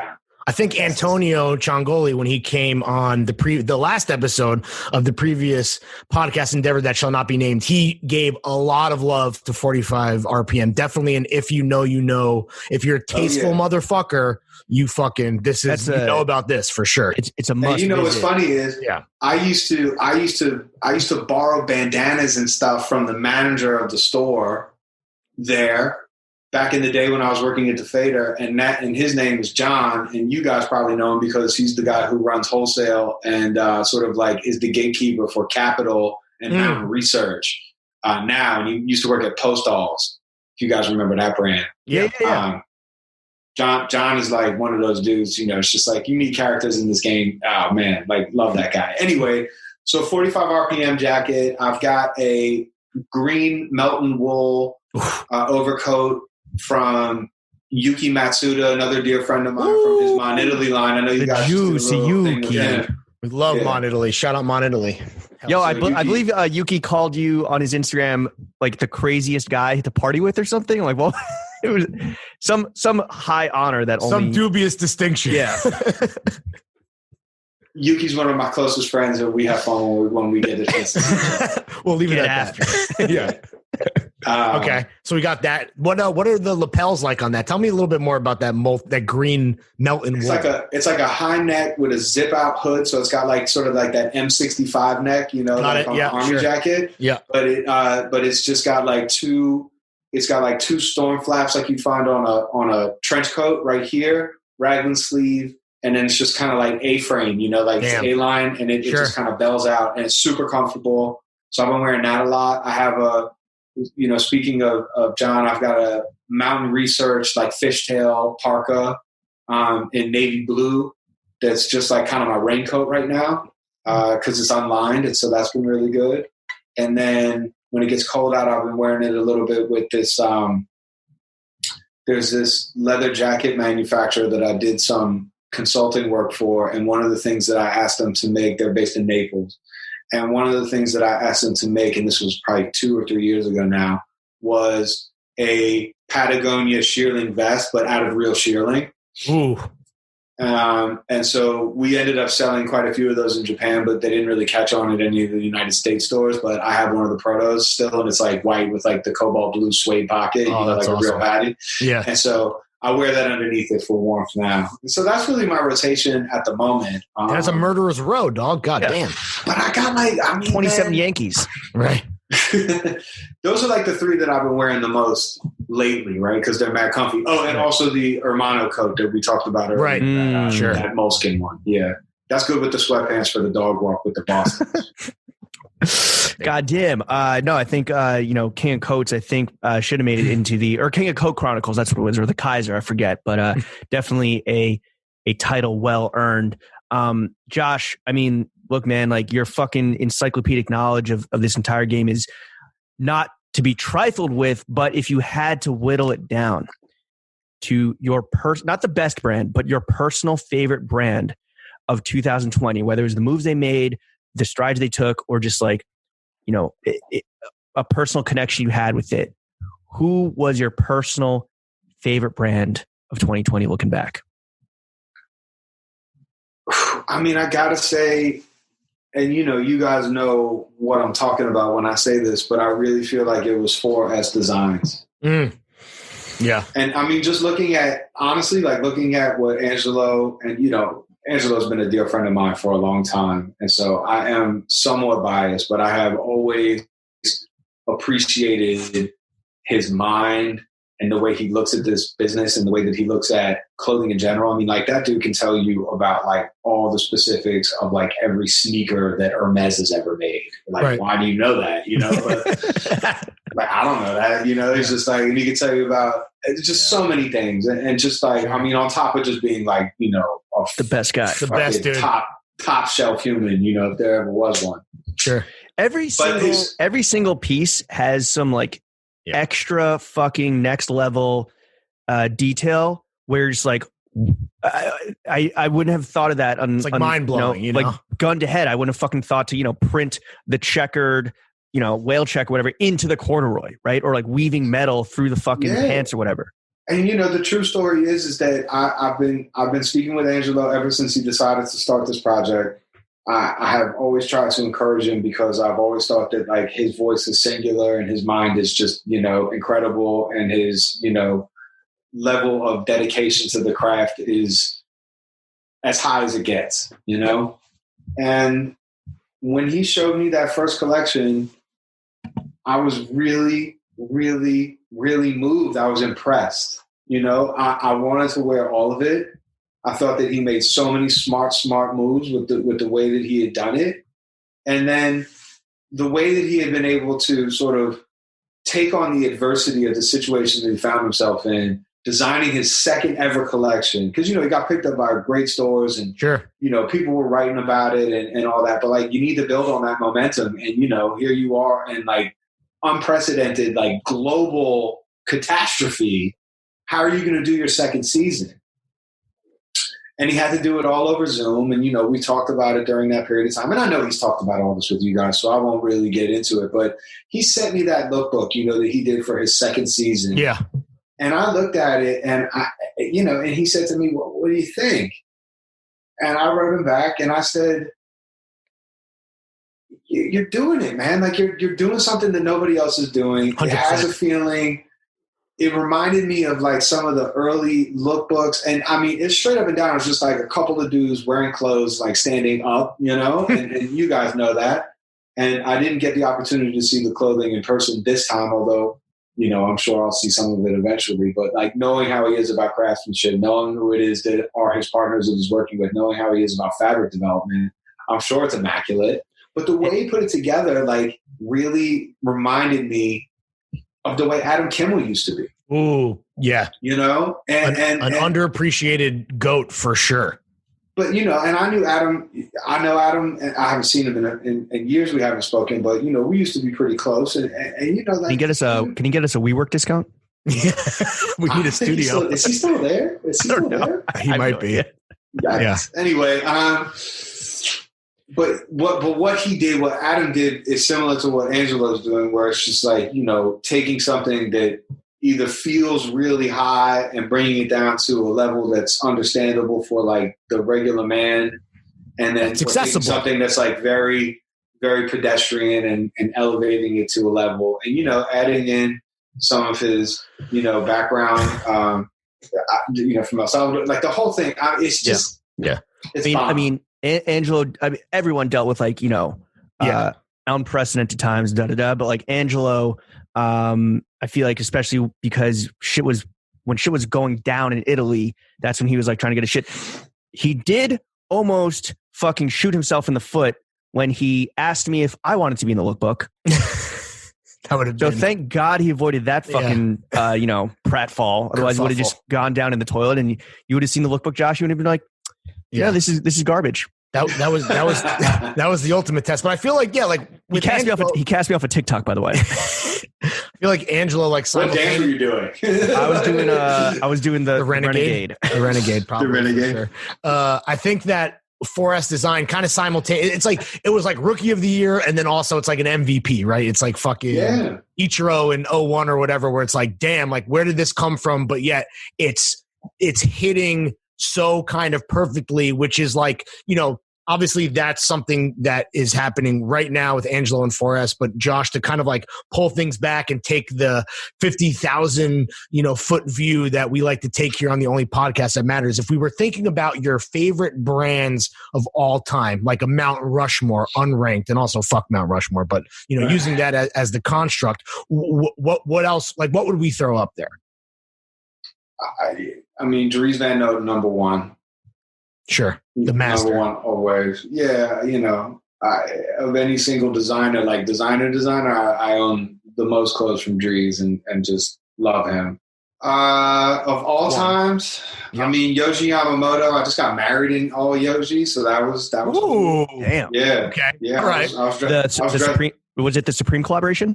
Nah, it was straight Yoji. I was dressed like It Man. It was poor home. Yeah, that's the real master. I mean, shout out Dries, but Yoji is truly Yamamoto-sama. Yeah, the master. Yeah, okay. I mean, so we said Mon Italy. I love Mon Italy, as we know. High praise. I mean, that's Italy. What James and I have been. We've been shouting from the rafters. Specifically because we did this amazing private sale. Shout out Yushi-sama. For setting that up. But okay, I mean, shit. Listen, if you don't fucking listen, if the Throwing Fits cosign doesn't mean anything to you, well, you know what? You just heard it from. Do you fuck with Yucatan at all? Yeah, I was actually one of the few times that I've like squeezed my foot into an actual shoe this year that it wasn't a Boston, was a pair of. I mean, I've got numerous pairs of Yucatans, but the ones that I have been wearing is he made me a version of. Like the handsome low mock that he does, with the pancake sole. He made that for me in a blue on blue suede on leather, one of one, and they're just killer. So I wear those. Yucatan does a Boston. I have the Yuki fucking like vegan leather, rope midsole Bostons. Like they're gas. I have them too. Too. Amazing. All right, so that's three. You got one more slot, buddy. One more slot of all time? Yes, sir. We're only asking big questions, bro. Yeah. All right, so what did I say? I said Dries. Dries, Yoji, and Mon Italy. I mean, if we're talking about like clothes that I personally wear. That's what we mean. Yes. Then it would probably be Massimo Alba. Ooh. Okay, I like that. Yeah. Nice little curveball right at the end. I mean, obviously somebody who's. I could talk about it all day. Like I love Etro. Like people don't understand, the flyness that Etro can be. I love Missoni. I mean, like Federico Carati in Italy's doing just like such dope stuff, and he just started doing the Rochas brand as well. I mean, Sakai, Bodie, Nicholas Daly. God, there's so many that I love. You're cheating. You're just cheating now. Why am I cheating? Because this is the Mount Rushmore has since crumbled under the weight of 1,000 more heads. My bad. No. Josh, who are you really rooting for in 2021? Like, maybe an emerging brand, like the way that kind of Forest Design broke out in 2020. Who are you hoping that has their fucking year in 2021? I'm hoping Nick Daly has his year. Sure. Man. He deserves it. Like that guy is making really, really good clothes with a really good story behind it. Like great silhouettes, great fabrics. His integrity is just like monumental. I love Nick Daly, man. And I if anybody deserves to blow, he does. We picked him up at the end there for Moda, and unfortunately, what happened. But I know that Chris out of Unions selling the clothes now, and a few other people, and I know that there's certain friends of ours or former coworkers of both of ours that also really champion that dude. But like, what a heart, man! He's really doing it for the love. One to watch for sure. Keep your eyes on Nick fucking Daly. I would love to see him get the respect he deserves because he's doing fucking Throw Gang, mobilize. Yeah. All right, Josh. This is a very special day, actually. This is we're currently in the midst of the first annual 2020, the only award show that matters, the Fitties. Mm-hmm. Right. So we've had literally thousands of people. Yeah, I can no fucking bullshit. Have voted, thrown their fucking, this is America, baby. This is democracy. Mm-hmm. This is why we fucking, fought those goddamn bucktooth Brits off. 3,500 plus people have voted already, have made their voice heard, and now we're gonna switch it over to Josh for a bit here. Look, the voting's effectively done. As a visionary, as a forecaster, we kind of want to get your answers on who had the best 2020. We already talked about Angela and 4S, but trends, collab, sneakers, and then we want you to guess who you think the Throw Gang chose. A little profiling, knowing our audience. Just blanket statements. So you said your personal favorite brand of 2020 was Forest Designs. Mm-hmm. What brand do you think Throw Gang chose as the best brand in the Fitties? You just had to guess. Was this like multiple choice? It was multiple choice, but we don't want to make it easy for you. Yeah. So we're just wondering what you think was the number one. And this was a runaway category. Yeah. Best brand of 2020. Yes, sir. I'd say maybe Stussy. Ooh, you're fucking close. Stussy right now is sitting in third. Okay. But number one was Leon Dore. Sure, and that makes sense. That absolutely makes sense. Might have heard of them. Yeah. Cool. One category down. Okay, now let's talk about trends, Josh. First and foremost, what was your trend of 2020? And you can be as general or as specific as you want. Specifically, men's fashion related. I mean, I guess it was the as you guys said earlier, the Gork core, like the outdoorsy type of scenario. That really seemed like the one. Yeah. This is why they pay you the big bucks. I mean, not only is that definitely would be in, I think, anyone's kind of like obvious top three, but that was the one far away, absolutely. And that was the one that the Throw Gang picked as well. So boom, now you're 1 for 2, baby. But what trend do you think will? Right. We're not just going to ask you to look backwards. You're a visionary. We want you to look forward as well and do some free consulting work. What trend do you think will dominate in 2021? I think that you'll probably see a little bit of a return to like these things don't happen quickly, right? So I think that what you'll probably see is a little bit of a military BDU kind of like tactical thing going forward, but it'll be materially changed by the Gore core that came before it. The thing about these kinds of things is that like at least in menswear and also in women's wear, but not to the same degree. In menswear, like these things don't go away. Right. You know, like they permeate the next movement as well. Like the previous movement permeates the next. Yeah. They transmutate that shit. And like, I think that, you know, if Gorecore is like the wave right now, it's just like, well, okay, you know, the bright colors and all that are going to look great with army drab.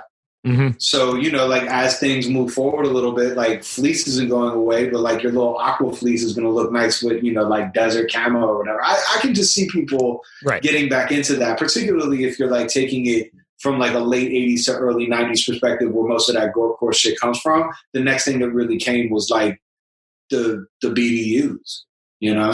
So if we're keeping on that cycle, I could see that being where it goes a little bit. And wearing the right pants for it. Yeah, and anyone at home listening who might be on a budget, I mean, that's great news if you want to stay trendy because, like we've said, hit the fucking surplus store and just fucking go absolutely buck. In New York City. They got heat down there, man. Heat. Was it you said Church Street Surplus? Mm-hmm. Is that the one? That's like the because there's a lot of great fucking surplus stores in New York. Is that the one? That's one of the ones that's left. That's really got. I mean, where you can find like some real vintage stuff, man. Yeah. Sick. Yeah. Awesome. Cool. All right, Josh, I know that you've been bossed up for most of 2020, but what was your personal favorite sneaker of the year? I got to pick one? Yes, Just sir. one. Okay. And you can even be as specific as the colorway, too, for a maybe a shoe that came out that was in multiple colorways or a collab or something. I mean, almost all of them are collabs.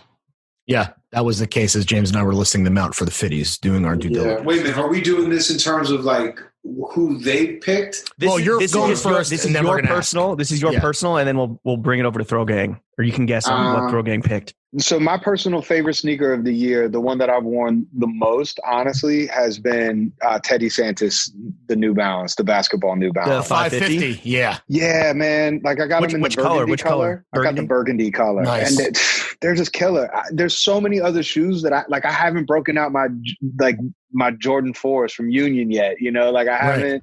Oh, must be nice to have them. Yeah. Like I've worn my JJ Jown New Balance a few times. The 992s. You know what else I've worn? Do you know what else I've worn a lot is the District Vision Salomons. Yes, those are underrated and very fucking cool. Yeah, man, very flavor and like very fucking waterproof. So you know, like that's always a good look in New York City when you're you're stomping through puddles. Yeah, I like those Antas, the Soleil did. Yes, right. The hiking, the big chunky hiker type. They're sneakers. super comfortable. And again, like I've had them for so long and I haven't worn them yet, but the Sauconys that the Lapstone and Hammer guys in Philly did, got like this hand sewn moccasin toe. I've been waiting for a reason to pull them out. Sure. You know, but I mean, in terms of like daily wear, it's the New Balance by Teddy. Those are the ones, man. The 550s. If you had to speculate, what do you think? So clearly, New Balance had a huge year, and I'll lob you that as like that was definitely a hint. A big popular brand with our guys and girls. Do you want to gander or take a little guess at what is the number one style and color of maybe some of these things we mentioned for the Throw Gang? I mean, for the 552, I'd say it's probably the green color. Oh, the 992, the New Balance, the Excuse Jowns. me. Yes. The now 92s, yeah, I'd say that was the mezcal hitting. Sure. That is the number one shoe for our guy that is beating the New Balance 550s from Teddy by one vote. Two votes. It just updated in real time. So, yes, it was absolutely the year of the year of newbies. Is there a sneaker that, or even just like a general brand, or you know, anywhere from like as big of a brand to like as specific as a model that you're excited for in 2021, or is it just all perks all year? I mean, who knows, man? Who knows? I couldn't even tell you. Yeah, but I'm excited and who knows what's going to come out anyway, right? Like, there's so much shit that like it's just sneakers now. Yeah, well, like, are you excited for like seeing what like Chris is going to do, with his Jordan in 2021, or what New Balance continues their fucking unbeatable collaboration program? Like, what's they're just a juggernaut, man? They're just a juggernaut right now. But I mean, Chris in terms of people who I have like, unbelievable amounts of respect for, Chris Gibbs and Beth, like they're both, man, so like whatever they do, I personally prefer the Jordan 1s from last year to the Jordan 4s from this year, just like myself, but I'm more of a Jordan 1 guy than a Jordan 4 guy. Just it's because, a personal preference thing for sure. Yeah. And I mean, it's also like being a size 12, like a number 1 looks way better on the foot than a number 4 when you're up here in like the stratosphere sizes that I got. But, and also, let's be clear, the Union Jordan 1, which James and I were lucky enough to be on flow team for, and then obviously brave enough to donate for a great cause. I will say that a lot of people, I think, can agree that was maybe the best Jordan 1 in years. So, that's just like the bar coming out the gate, the bar that Chris and Co set was just like, goddamn. That's an amazing fucking shoe for sure. From the story. There's actually one shoe.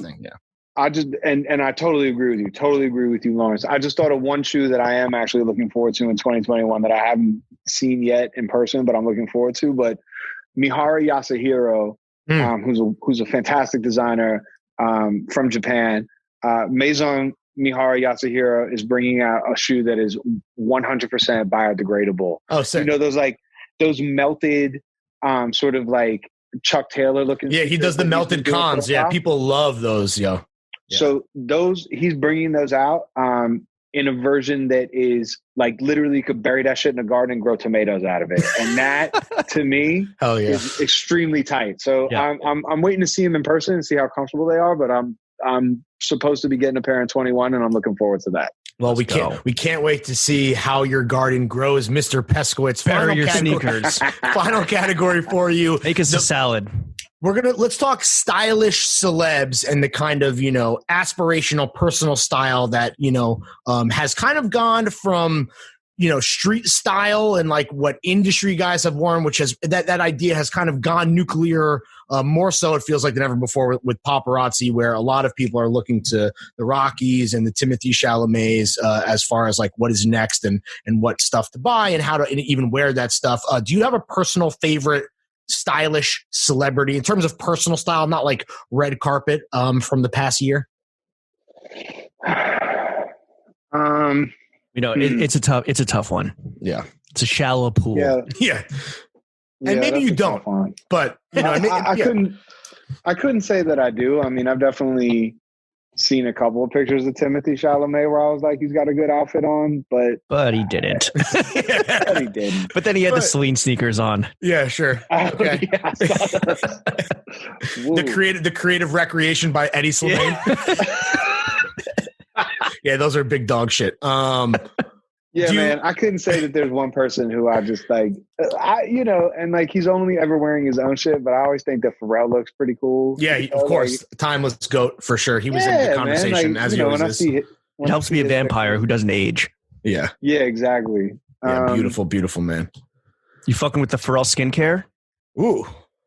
I mean, I never like. I'm the bearded dude who just like puts like olive oil in there. I don't do. That'll go real good when you finally grow and cook your sneakers. Put a little. Just wring out your beard. Wring out your beard. Make a Josh vinaigrette. Yeah, just delicious. I put other oils in it, but right. I'm not like spending all that time on that. But would you venture to guess who is probably like the stylish avatar for the throw gang? If you had to speculate, I would think it would probably be. I mean, who even goes outside anymore? I don't know. I couldn't even venture, I guess. But please tell me. I would love to know. Right now, and James wrote down Tyler, the Creator, but I think he's in second, and really? Harry Styles won the category. But Harry, I mean, he does his thing. Yeah, the argument there is that like how much of that is personal style and how much of that is being best friends with Alessandro and just like, basically having a contract with Gucci. Yeah. With that said, I don't have a contract with Gucci. I don't think anyone else on the Zoom does. So, let's not throw stones. The man gets fits off. Huge fits. Mm-hmm. But, I don't know how much of that is personal style. But I guess that concludes. Actually, how about this? Is there any celebrity? Here's the final one. Is there any celebrity that you're looking to next year? Probably not, right? No. Okay. What about like okay, let's talk non-celebrity. Like who do you look at? Who are your contemporaries that maybe, you know, for if we don't follow them or don't look to them as inspiration, the kids listening at home can and should maybe look at your homies to like learn about developing their own personal style. Eugene Tong. Goodness, The answer is a Eugene lot Tong. of people. Eugene Tong for sure. I mean, Eugene is like, oof, happy to have him back in the States, after a long hiatus. So Eugene for sure. I mean, I always look to the people who I'm around the most, Nick Sullivan, Nick Wooster, Sure. Marcus Allen, Marcus Allen's always dressed really well. Marcus does have great personal style. My man is always doing his thing. And, Chase Infinite, who owns Heron Coffee out in LA, he's doing his thing. Always like how former manager of ASAP Rocky. And also on Recon back in the day, that dude is just triple star, You said Chris Gibbs. Sorry, I didn't mean to cut you off. You said Chris Gibbs, right? Dude, I love the way Chris Gibbs dresses, so good. man. Like, Renee, who owns RTH, like, come on. Hermano. Like, look up pictures of Hermano from Arrow 55, and you'll see a dude who's, like, really doing his thing.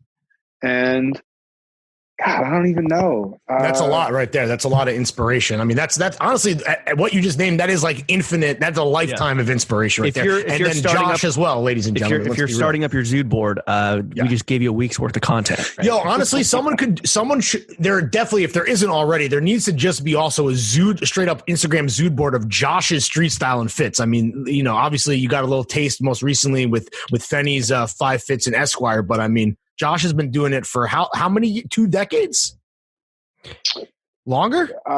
He worked at a bagel store and then he got street styled and never looked back. Yeah. I've been in the clothing game pretty much consistently for 20. But more importantly, Josh, years. What's your bagel order? Everything bagel toasted. Lock spread, slice of tomato, red onion, thin slice. Nice. Tomato is crucial, and not just because I don't need that refrigerator tomato neither. I don't need that like white mealy tomato neither. I need that fresh red. Otherwise, keep it off. All right, Josh. Let's end the segment talking about Jimmy and Larry. Let's talk about you for a second, and specifically, what's in your wallet? I mean, I think I know the answer, which maybe is 0. But the question is, how much money do you make? Yeah. That's a complicated question, and one multiple revenue streams. Yeah. Yeah. I mean, I've been lucky enough to hold. All right. Let me ask you. Pretty big company. Let me ask you an easier question. Now, let me ask you an easier question. How much money theoretically would you like to make? Like, what's your nice like ceiling or cap of where you'd be really satisfied and happy? Everybody's got a number. I would have to do some calculations to figure out what it is. Sure. But I'll tell you that would make me happy is to have a nice, comfortable home, maybe upstate, while keeping my place in the city, have enough money to send my kids to, a good school, and be able to take good vacations and, buy the clothes that I love, and whatever that number is, it's definitely 6 figures and up, but like, and that's just the world we live in, for better or for worse. Right. But, like those are the things, the number isn't important to me. Right. It's being able to provide for the people that I love. Like that's the most important thing. And to do so in a way that I feel like I did an honest day's work and I feel good about it. Sure. And like I've always said this, and I've always said this, I'm very lucky that I'm doing what I wanted to do for a living. Right. And I'm making that's a luxury in and of itself. What I wanted to do. Yeah. And there's plenty of people who can't say that. And most of the people I grew up with can't say that. But like I've known for a very long time that this is the world that I want to be a part of. If I can be, a part of it for the better, then that's the best thing I can do. But, simply the fact that I'm doing something that I feel passionate about and that, that I'm good at and making money doing it, well then, that's a big old W in the life column right there. Absolutely. Sure. And I want to segue that like touching sentiment into meats and cheeks. Yeah. another sentimental category. Unfortunately titled right segment now of our podcast. But no, so you talk about providing for, the people around you, your family. And, Lawrence is I think his family has been developed as far as it's going to go. For myself, speaking for myself, as a single man, right? Do you recommend dating within the fashion industry and looking for a partner within the fashion industry? And like, what are the pros and cons of, linking up with someone in the fashion world? Dipping the pen in the company ink, so to speak. Yeah. I mean, I'm married to somebody who works in the fashion industry. That's why we're asking. Right. Josh. Yeah. And Sophie and I have a great relationship, and we really are able to, help each other out because we have a common set of understandings. If you find the right person, then yes. But it has to be a whole lot more than just the fashion industry, because right. I've dated people who worked in the fashion industry before, and it was a disaster. They're trash. And that's typically what my experience has been. You've been the trash one that someone was dating, James. I didn't say they were the trash. The real question is it something dating somebody in any industry, right? It's like, are they your competitor or do they benefit from your position? Like, then things get muddy, right? The power dynamics. Sure. Yeah. And I would just always be careful of that. Like, when I was an editor, like dating someone who worked in PR, like no way, and it's messy. When I was a buyer, like, dating somebody who was in sales, well, I ended up doing that, but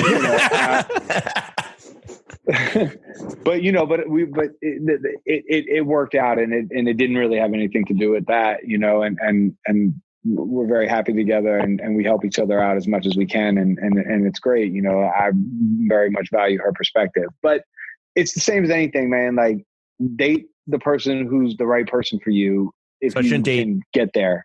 I shouldn't date any clout chasers. You got too much clout for that. I know. You got too much clout for that. Next thing you know, you're going to be living in a TikTok mansion somewhere. And no civilians. Yeah. Only fellow soldiers. Yeah. All right, that's good. I think that was again a lot of heartfelt advice from this week's older brother figure, Josh. This is all good stuff, and I hope the people at home are taking notes. Take your fucking notes, Josh. I want to ask you a question real quick. I want to play a little game. Last John, next John. We know that you're on Flow Team Tier 0, right? And that's great and all, but we want to know what was the last. But you are a supporter of the arts, a supporter of those that are doing good things. We want to know what was the last John you copped at full retail, no Flow Team, no discount, and then what's the next John you got your eye on? So first up, the last John you copped. Besides, we heard about the Etro jacket and everything, but like, what was the just time linear speaking? This is the plot of Tenet, I believe. Yeah. I think that those Saucony Lapstone and Hammers were the last joints that I bought at full price, and I haven't pulled them out yet. I mean, I paid full price for the Union Jordans, but at least I got them. Was I legit signed up for the lottery on those, even though I know the guys over there and they're great. But I did pay full price for those.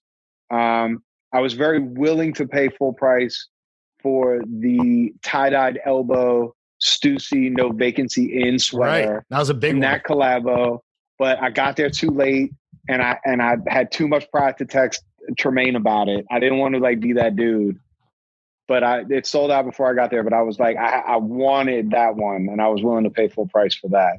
And then what's the next? What you got your sniper rifle set on? What's in your sights? You know what I really want? And it's so crazy because I don't know why I'm so heavy on sneakers right now, but I want those new Awake Asics that are coming out. Yeah. Like those are hard, and I'm very willing to pay full price for those.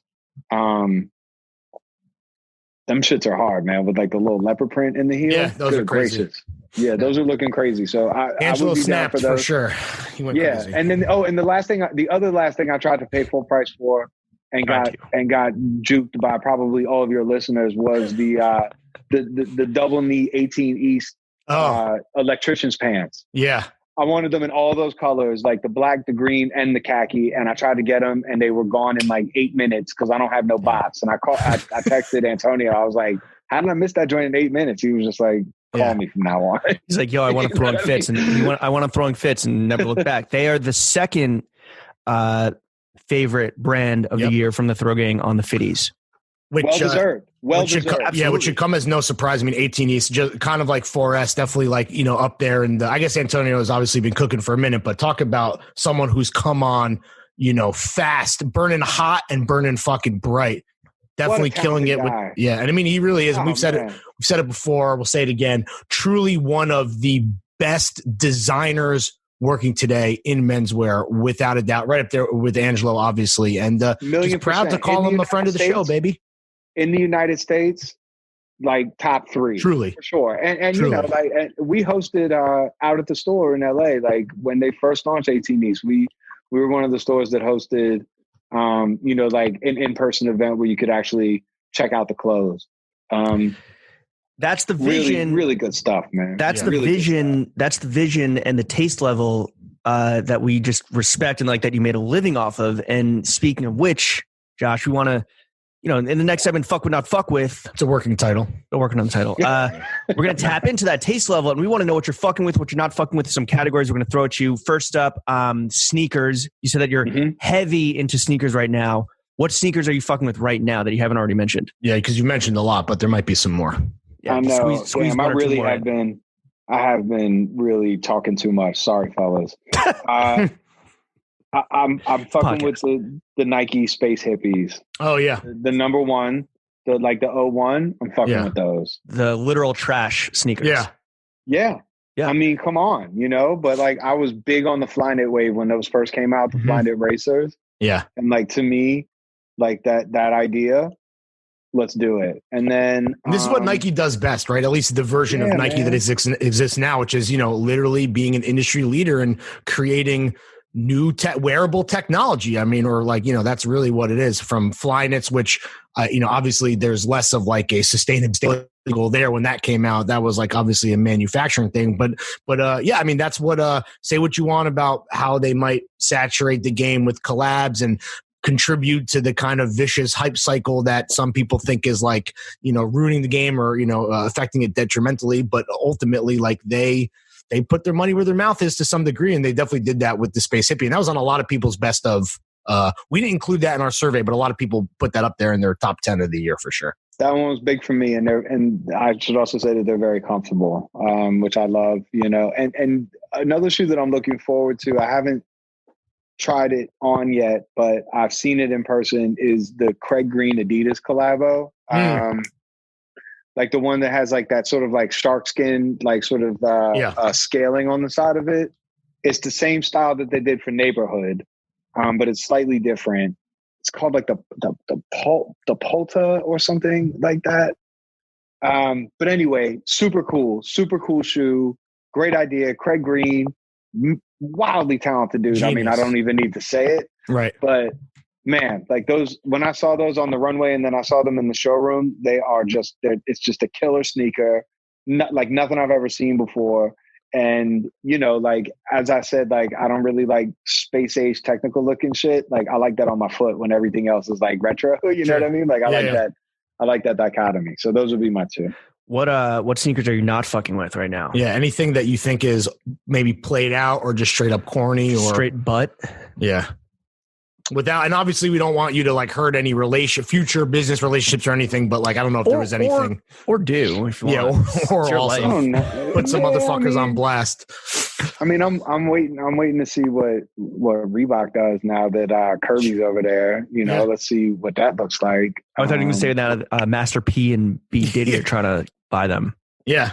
Oh, is that? I didn't know that was the case. But Master P has announced publicly that himself and Baron Davis have been inquiring into what it would potentially look like for them to purchase Reebok because of, the fact that a lot of shoe companies profit off of, African Americans, but, don't necessarily put them in positions of power. And I know at Reebok, with what they've done with Kirby is kind of like game changing in and of itself, but clearly there seemingly is more work to be done according to Master P. So, and they put the price I think the price leaked that Reebok would be asking for or I guess Adidas would be asking for $2.4 billion.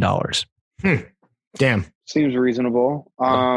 But I mean, I couldn't speak on that. I don't know. Oh. I don't know enough about that other than to say that Master P is absolutely correct that there is a lot more work to be done through all echelons of the business and, throughout most echelons of society.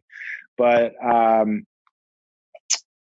yeah, I mean, I haven't really seen a Reebok other than the Jowns, from like last 2 summers ago that have really stirred the heartstrings. So I'm waiting to see some heat from them. Interesting. So Reebok, there's a lot of work to be done politically, racially, aesthetically, etc. But if they're getting their people together, then hey man, they could really get back on top. Not just Reebok, the whole every company, right? Yeah. Well, I mean, yeah. All right, let's move on to all the fly girls used to wear the Reebok 5411s, with those double Velcro straps up top. Yeah. I mean, there's got to be something they can do. Yeah, sure. You want to put together quickly your sneaker Mount Rushmore top All 4. time. Just keep it a 4, not 1,000 like you do with brands up there. Yeah. My bad. Yeah. No, it's your enthusiasm. It's infectious. Cool. That's why we love you. Okay, if you want to run through your top 1,837 sneakers of all time, I'll keep it. We got 4. the time. I'll keep it to 4. Thank you very much, Lawrence. I'll keep it to 4. New Balance 1,300. Okay, classic.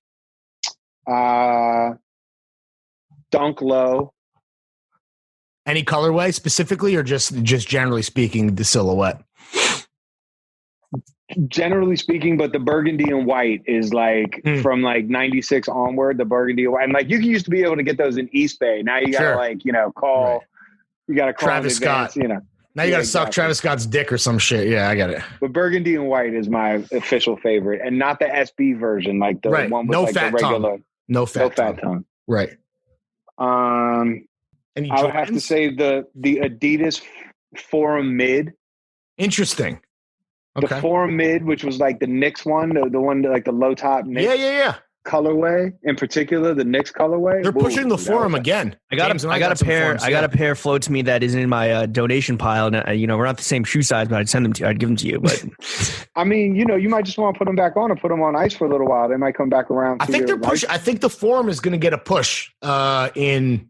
Well, maybe now or next year. I think that's a sneakers and stuff collab that was like people. Well, that was on the Forum. Yeah, that was a big one. Okay. And then finally, Josh, one more slot. No Jordans. That's the only thing that my ears seemingly have heard you miss. Yeah, man. Yeah. I mean, I got the Dunk one in there. I'd say probably the Jordan 3. Okay. Classic. All right. Black cement, white cement. White cement. Okay. Nice. Interesting. All right, Josh, as you know, we are advocates for a post-sneaker world. That doesn't mean no sneakers. It means that, let's all expand our horizons beyond just free what your mind. Hype cycle feeds us. And you are absolutely you're going to be a governor, if not, a 2-term president of the post-sneaker world. I feel absolutely. So we talked about Birkenstock Bostons. We talked about the boots that you've been rocking, the DMAs. Yeah. We know you're a big loafer guy. Wallabies, we shout out big Wallies guy. Oh yeah. What other non-sneaker footwear do you want to put the people onto that you are currently fucking with?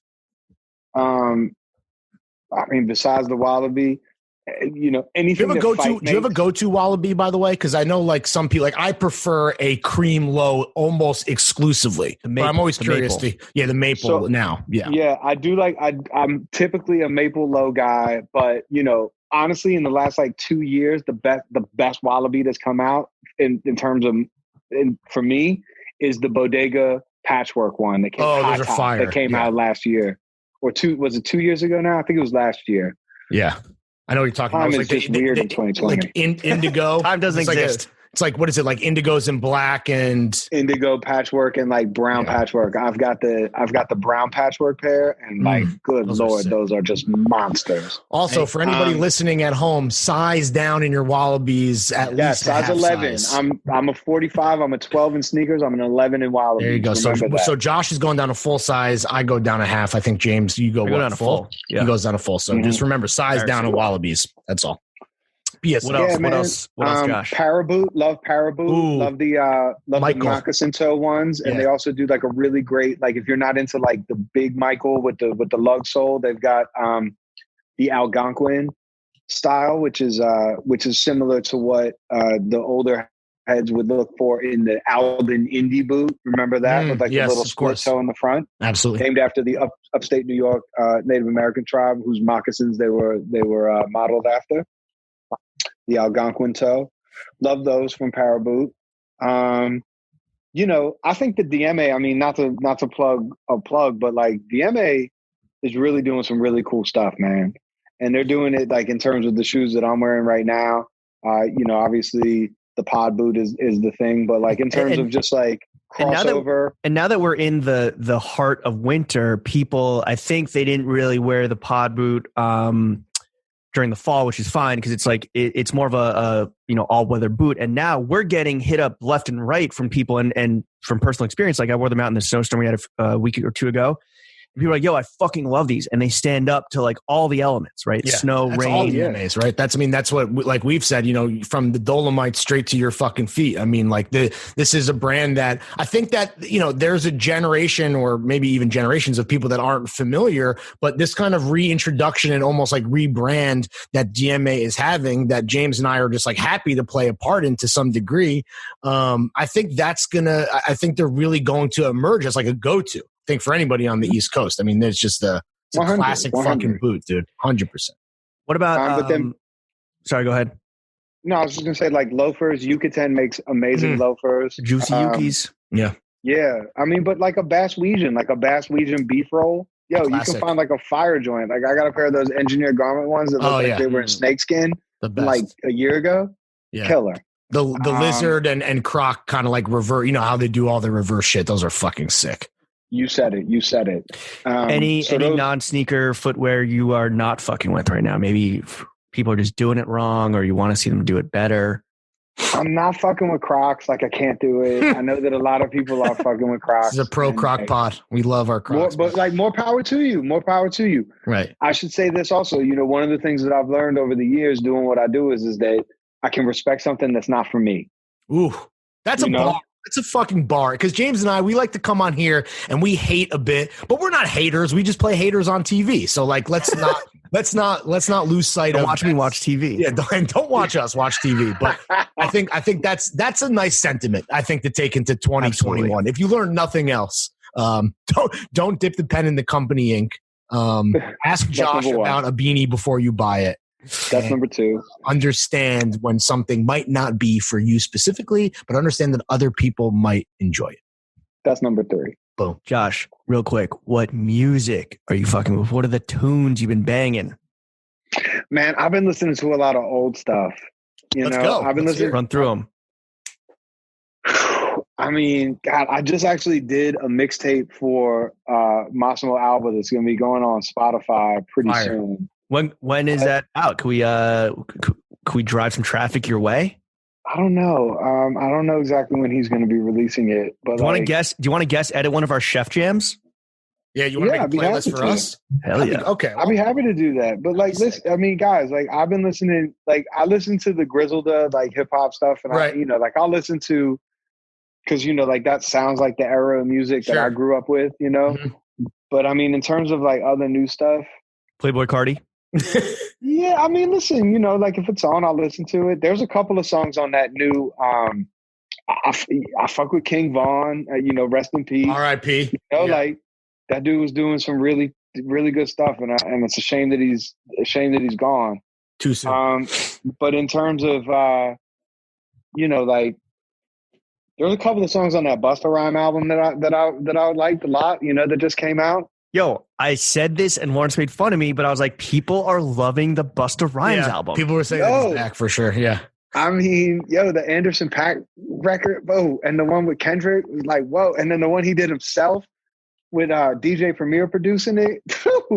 I mean, there's a couple of really, really serious joints on that album, and so I love that. But I mean, man, in terms of like old stuff, I've been listening to a lot of Curtis Mayfield. I've been listening to a lot of Grateful Dead. I've been listening to America. I've been listening to whole lot of vibes. Just so many people, man. Like I can't even tell you. All right, if you want to know what Josh has been listening to, tune into that fucking mixtape that he's going to put out, and we're going to support, and make sure the whole fucking Throw Gang tunes in. Yeah, I mean, they'll probably hear like a whole bunch of stuff that they heard as a sample someplace else. Oh, exactly. Like, like Minnie Riperton or Parliament or Gloria Gaynor, like all these kinds of things that I listen to in the house because it's just a vibe and it keeps things feeling warm. They're all gonna be like, Josh, this is a Kanye West song. Who the fuck is Curtis Mayfield? Yeah. Wait a minute. Time out.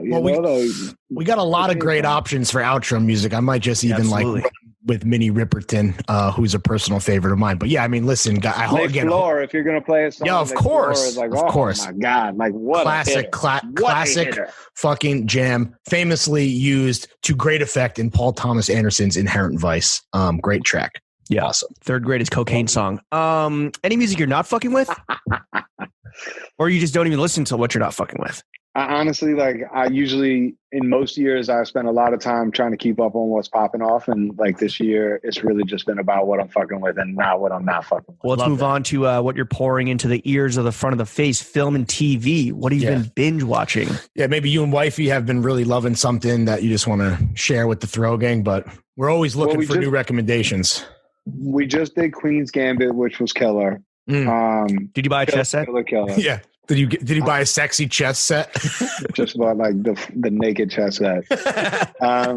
No, I'm actually a big fan of playing chess already. And nice. Are you nice? Are you nice on the fucking board? I mean, I'm not seeing shit on the ceiling. You need more drugs, dude. You need to pop a bean, bro. You need more Minnie Riperton. I need those greens or whatever she was taking in that. So, no, I that was great. One of my favorite shows of recent history is doing a new season right now, and I caught the first couple of episodes. But on Amazon, The Expanse, which is a science fiction show about the colonization of Mars and the asteroid belt around it. Damn, I haven't heard about it. James, have you heard of this? This is damn. Okay. AMC, I think they keep their shit close to the chest. Like they have some bangers, but they're not available necessarily to stream except on like AMC and AMC Plus. So this isn't AMC; it's on Amazon. Oh, Amazon. So you can watch it, and they got 4 seasons now. And that shit is like they're on the 4th season right now. It's an engrossing show, But besides that, we've been watching a lot of like murder procedural like crime shows on like Acorn TV and BBC America, and we just watched one that was really good. God, what was it called? It was a French one. It was called like The White Space, or no, in America it was called the Black Space, but the name of it is Espace Blanc. Okay, and I think that one's on Netflix. But it's a police procedural from like a small town in like the borderlands between Belgium and France. Really cool show. And I've been going back to just like a lot of my old favorite movies. Same with the music. I've been going back comfort to food in quarantine. You know what I'm saying? That's what it is, right? Yeah, man. Like I just watched My Blue Heaven again, which is like one of my favorite movies. Starring Steve Martin. Anything with Michael Caine in it. Michael Caine. If it's got Steve Martin and Michael Caine, Dirty Rotten Scoundrels, like come Flapper. on, Flapper. Come on, but we've been watching. We just watched Scrooged, classic for the holiday season. And if you haven't seen it, I mean, come on, Michael Caine as Ebenezer Scrooge in The Muppet Christmas Carol. Oh yeah, watch, which Absolutely. Is major. Anything Jim Henson shouted out, like that dude is an idol for sure. Minus the Scientology the Christian Science. It was he was a Christian weird scientist, and he allowed himself Tried to pray himself away from dying, which was a bummer. How did that work out? Did it work out for him or no? It didn't work out. I'm going to go ahead and ruin his I'm going to ruin his biography for you and tell you that it didn't work out. Spoiler alert. But, what about film and TV? What is there anything like that people have been like, you got to watch this, where you're just like, yo, like, I don't give a fuck. Not hit. Like, or you tried to get into something and you're like, I can't. Who's this fucking Michael Jordan guy? The Last Dance, more like the fucking Last Nap, Snore. Love that. Love The Last Dance. It wasn't that. Usually like things that people tell me to watch, I can't watch. Like I've never watched all of Mad Men because everyone told me I needed to. And talk about the white space. Sheesh. Got him. Mad Men is fantastic though. But The Undoing, I haven't been able to approach yet. But everybody says that's the joint. The way that it ends is not worth it. You should definitely avoid that at all costs. Okay. Mids. Okay. Yeah. Yeah. I mean, that's it in terms of like things that people told me I had to watch that I haven't. You know. All right, Josh. Thank you for wrapping up. Fuck with not fuck with. Still a working title. Look, before we kick you out of here. And you can get back to your nice little mezcal on your stone, very dramatically lit stone quarry. I thought that was natural light at first, but I don't know if that's like a spotlight coming down or track lighting or what. We want to offer up some constructive criticism because we know that you're already a fucking legend, right? Legends never die. We want to see you level up even harder if that's even possible. I'm always trying. We're going to offer up some constructive criticism. Take it or leave it. We won't be offended if you leave it, but we do advise that you take it. I'll go first. Link back up with your boy Tyler. I don't know if you see the fucking revenue that people are making off YouTube, but like, my goodness, relaunch In the Closet and fucking cake up. Yeah, you could do it in your little cave here. Yeah, maybe, in the cave. Maybe something a little. Yeah, which I think is actually a name though of Kenny Beats's YouTube show, so that might be taken. But definitely don't name it In the Closet. Right. Oh, bro, trust me. I didn't want that to be the first name. Yeah. Also, probably Style.com probably owns the IP, or Conde owns the IP, so you can even do it if you want to. Trust us, we know something about IP law. Yeah, or not actually. Shout out Tyler Thorson, former colleague of both myself and Josh when we haven't mentioned Park and Bond or Guilt Group or Flash Sales or that fucking failure. But I thought that was off limits. but just as a courtesy to you guys. Yeah, as a courtesy to Lawrence. Yeah, it wasn't mentioned. I will say that In the Closet, and Josh, can people find those videos, or like did anyone rip them? Oh, you can, dude. Men.style.com has 5,300 subscribers on YouTube. Oh, wow. They are still viewable. They're still viewable on YouTube. You can find them. People should watch those. And if you enjoyed Fashion Bros even remotely as much as James and myself, our parents did, because they were the only people that watched them, as far as we could tell, you'll absolutely love In the Closet. And it really is. I was talking to James. Yeah. I mean, for me, it's such a time capsule. Public access cable version of Fashion Bros. Sure. Yeah. The only thing with worse production value than Fashion Bros. But truly, I really think that they're amazing time capsules, probably still even with great kind of general advice. It was definitely something that I think an entire generation of guys gravitated towards to get into menswear. And that kind of brings me to my next piece of constructive criticism for you, Josh. I don't know how familiar people are with your fucking pen game, and the fact that I always kind of was like, listen, this guy can fucking get fits off. I was honored to work with you. Your taste is immaculate, but you have fucking bars, and you should start or think about starting a fucking Substack, dog. I mean, look at the money that James and I are making on fucking Patreon, and we're two fucking bozos. Imagine someone like you with some actual fucking skill. You fucking throw some newsletters behind a paywall. Whoo, listen, man, you might be able to get all those sneakers you talked about. That's well taken. Thank you. I've been thinking about it. I have. Oh, bullshit. Lawrence was literally like, yo, Josh was one of my favorite writers when he put pen to paper. People don't forget, man. People don't forget. I still do, and I thank you for doing it. These days it's more for internal stuff. Although I put out some ghostwriting here and there, which I can't really. Yeah, like interesting. People ask me to do some stuff, and it's good to keep the mind knuckles. sharp. The knuckles limber, the knuckles greased, as they say. Yeah, greasing the old knuckles. Grease. Yeah, Grease. Knuckle grease. That's a good episode title. All right. Josh, my next piece of constructive criticism can cut this shit with a knife. Your homie just traveled 6,000 miles back from Taipei. You're fucking joined at the hip, intellectual equivalent. You are the Baroque Starsky to his minimalist Hutch, I believe Mr. Porter said. Just give us what we're looking for. Just make out with Eugene Tong already. Just once. Not good enough looking for Eugene Tong. That's the problem. He's out of your league, is what you're saying. He's got a really high standard. Eugene is hot as shit. I mean, that's fair. Yeah, that dude is just like wildly handsome, and and he runs 150 miles a day. Yeah, backwards. I mean, the dude is he's just doing his thing. Look, his stamina is unmatched. I think you guys know that there's such a thing as platonic love. And I don't need to make out with him to show how much I love. And I'll tell you right now, Eugene Tong, I love you, man. You're my boy. And, that's all James and I aspire to the kind of platonic love that you and Eugene have, proudly paraded in front of the entire world for many years, usually in front of Tommy Tong's lens. Finally, Josh, the last piece here. Let's get you out on a really high note. Okay, here's just a real question, just shoot from the hip. Have you thought about not getting more jobs in dying sectors of a dying industry? Then I really need to retool my resume. All right.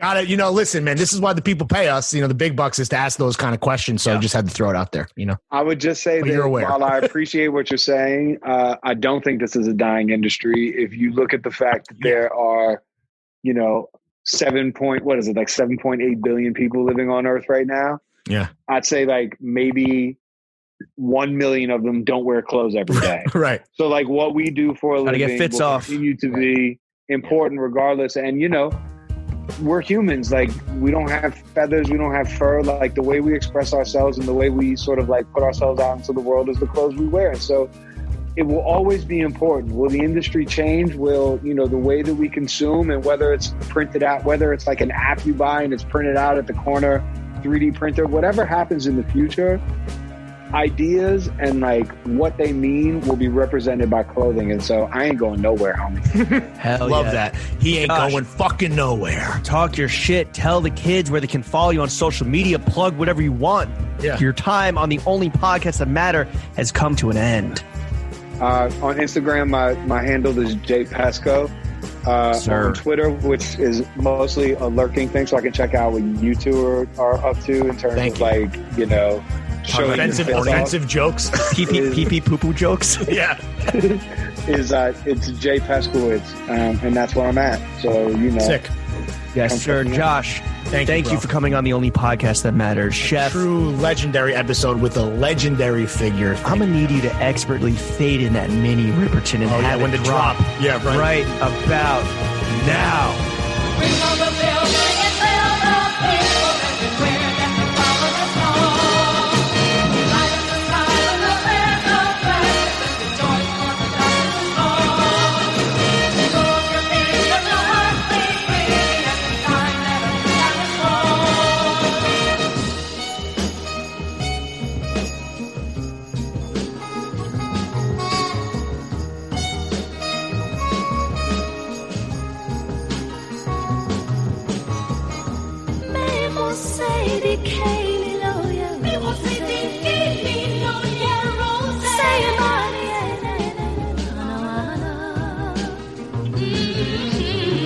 Local fool,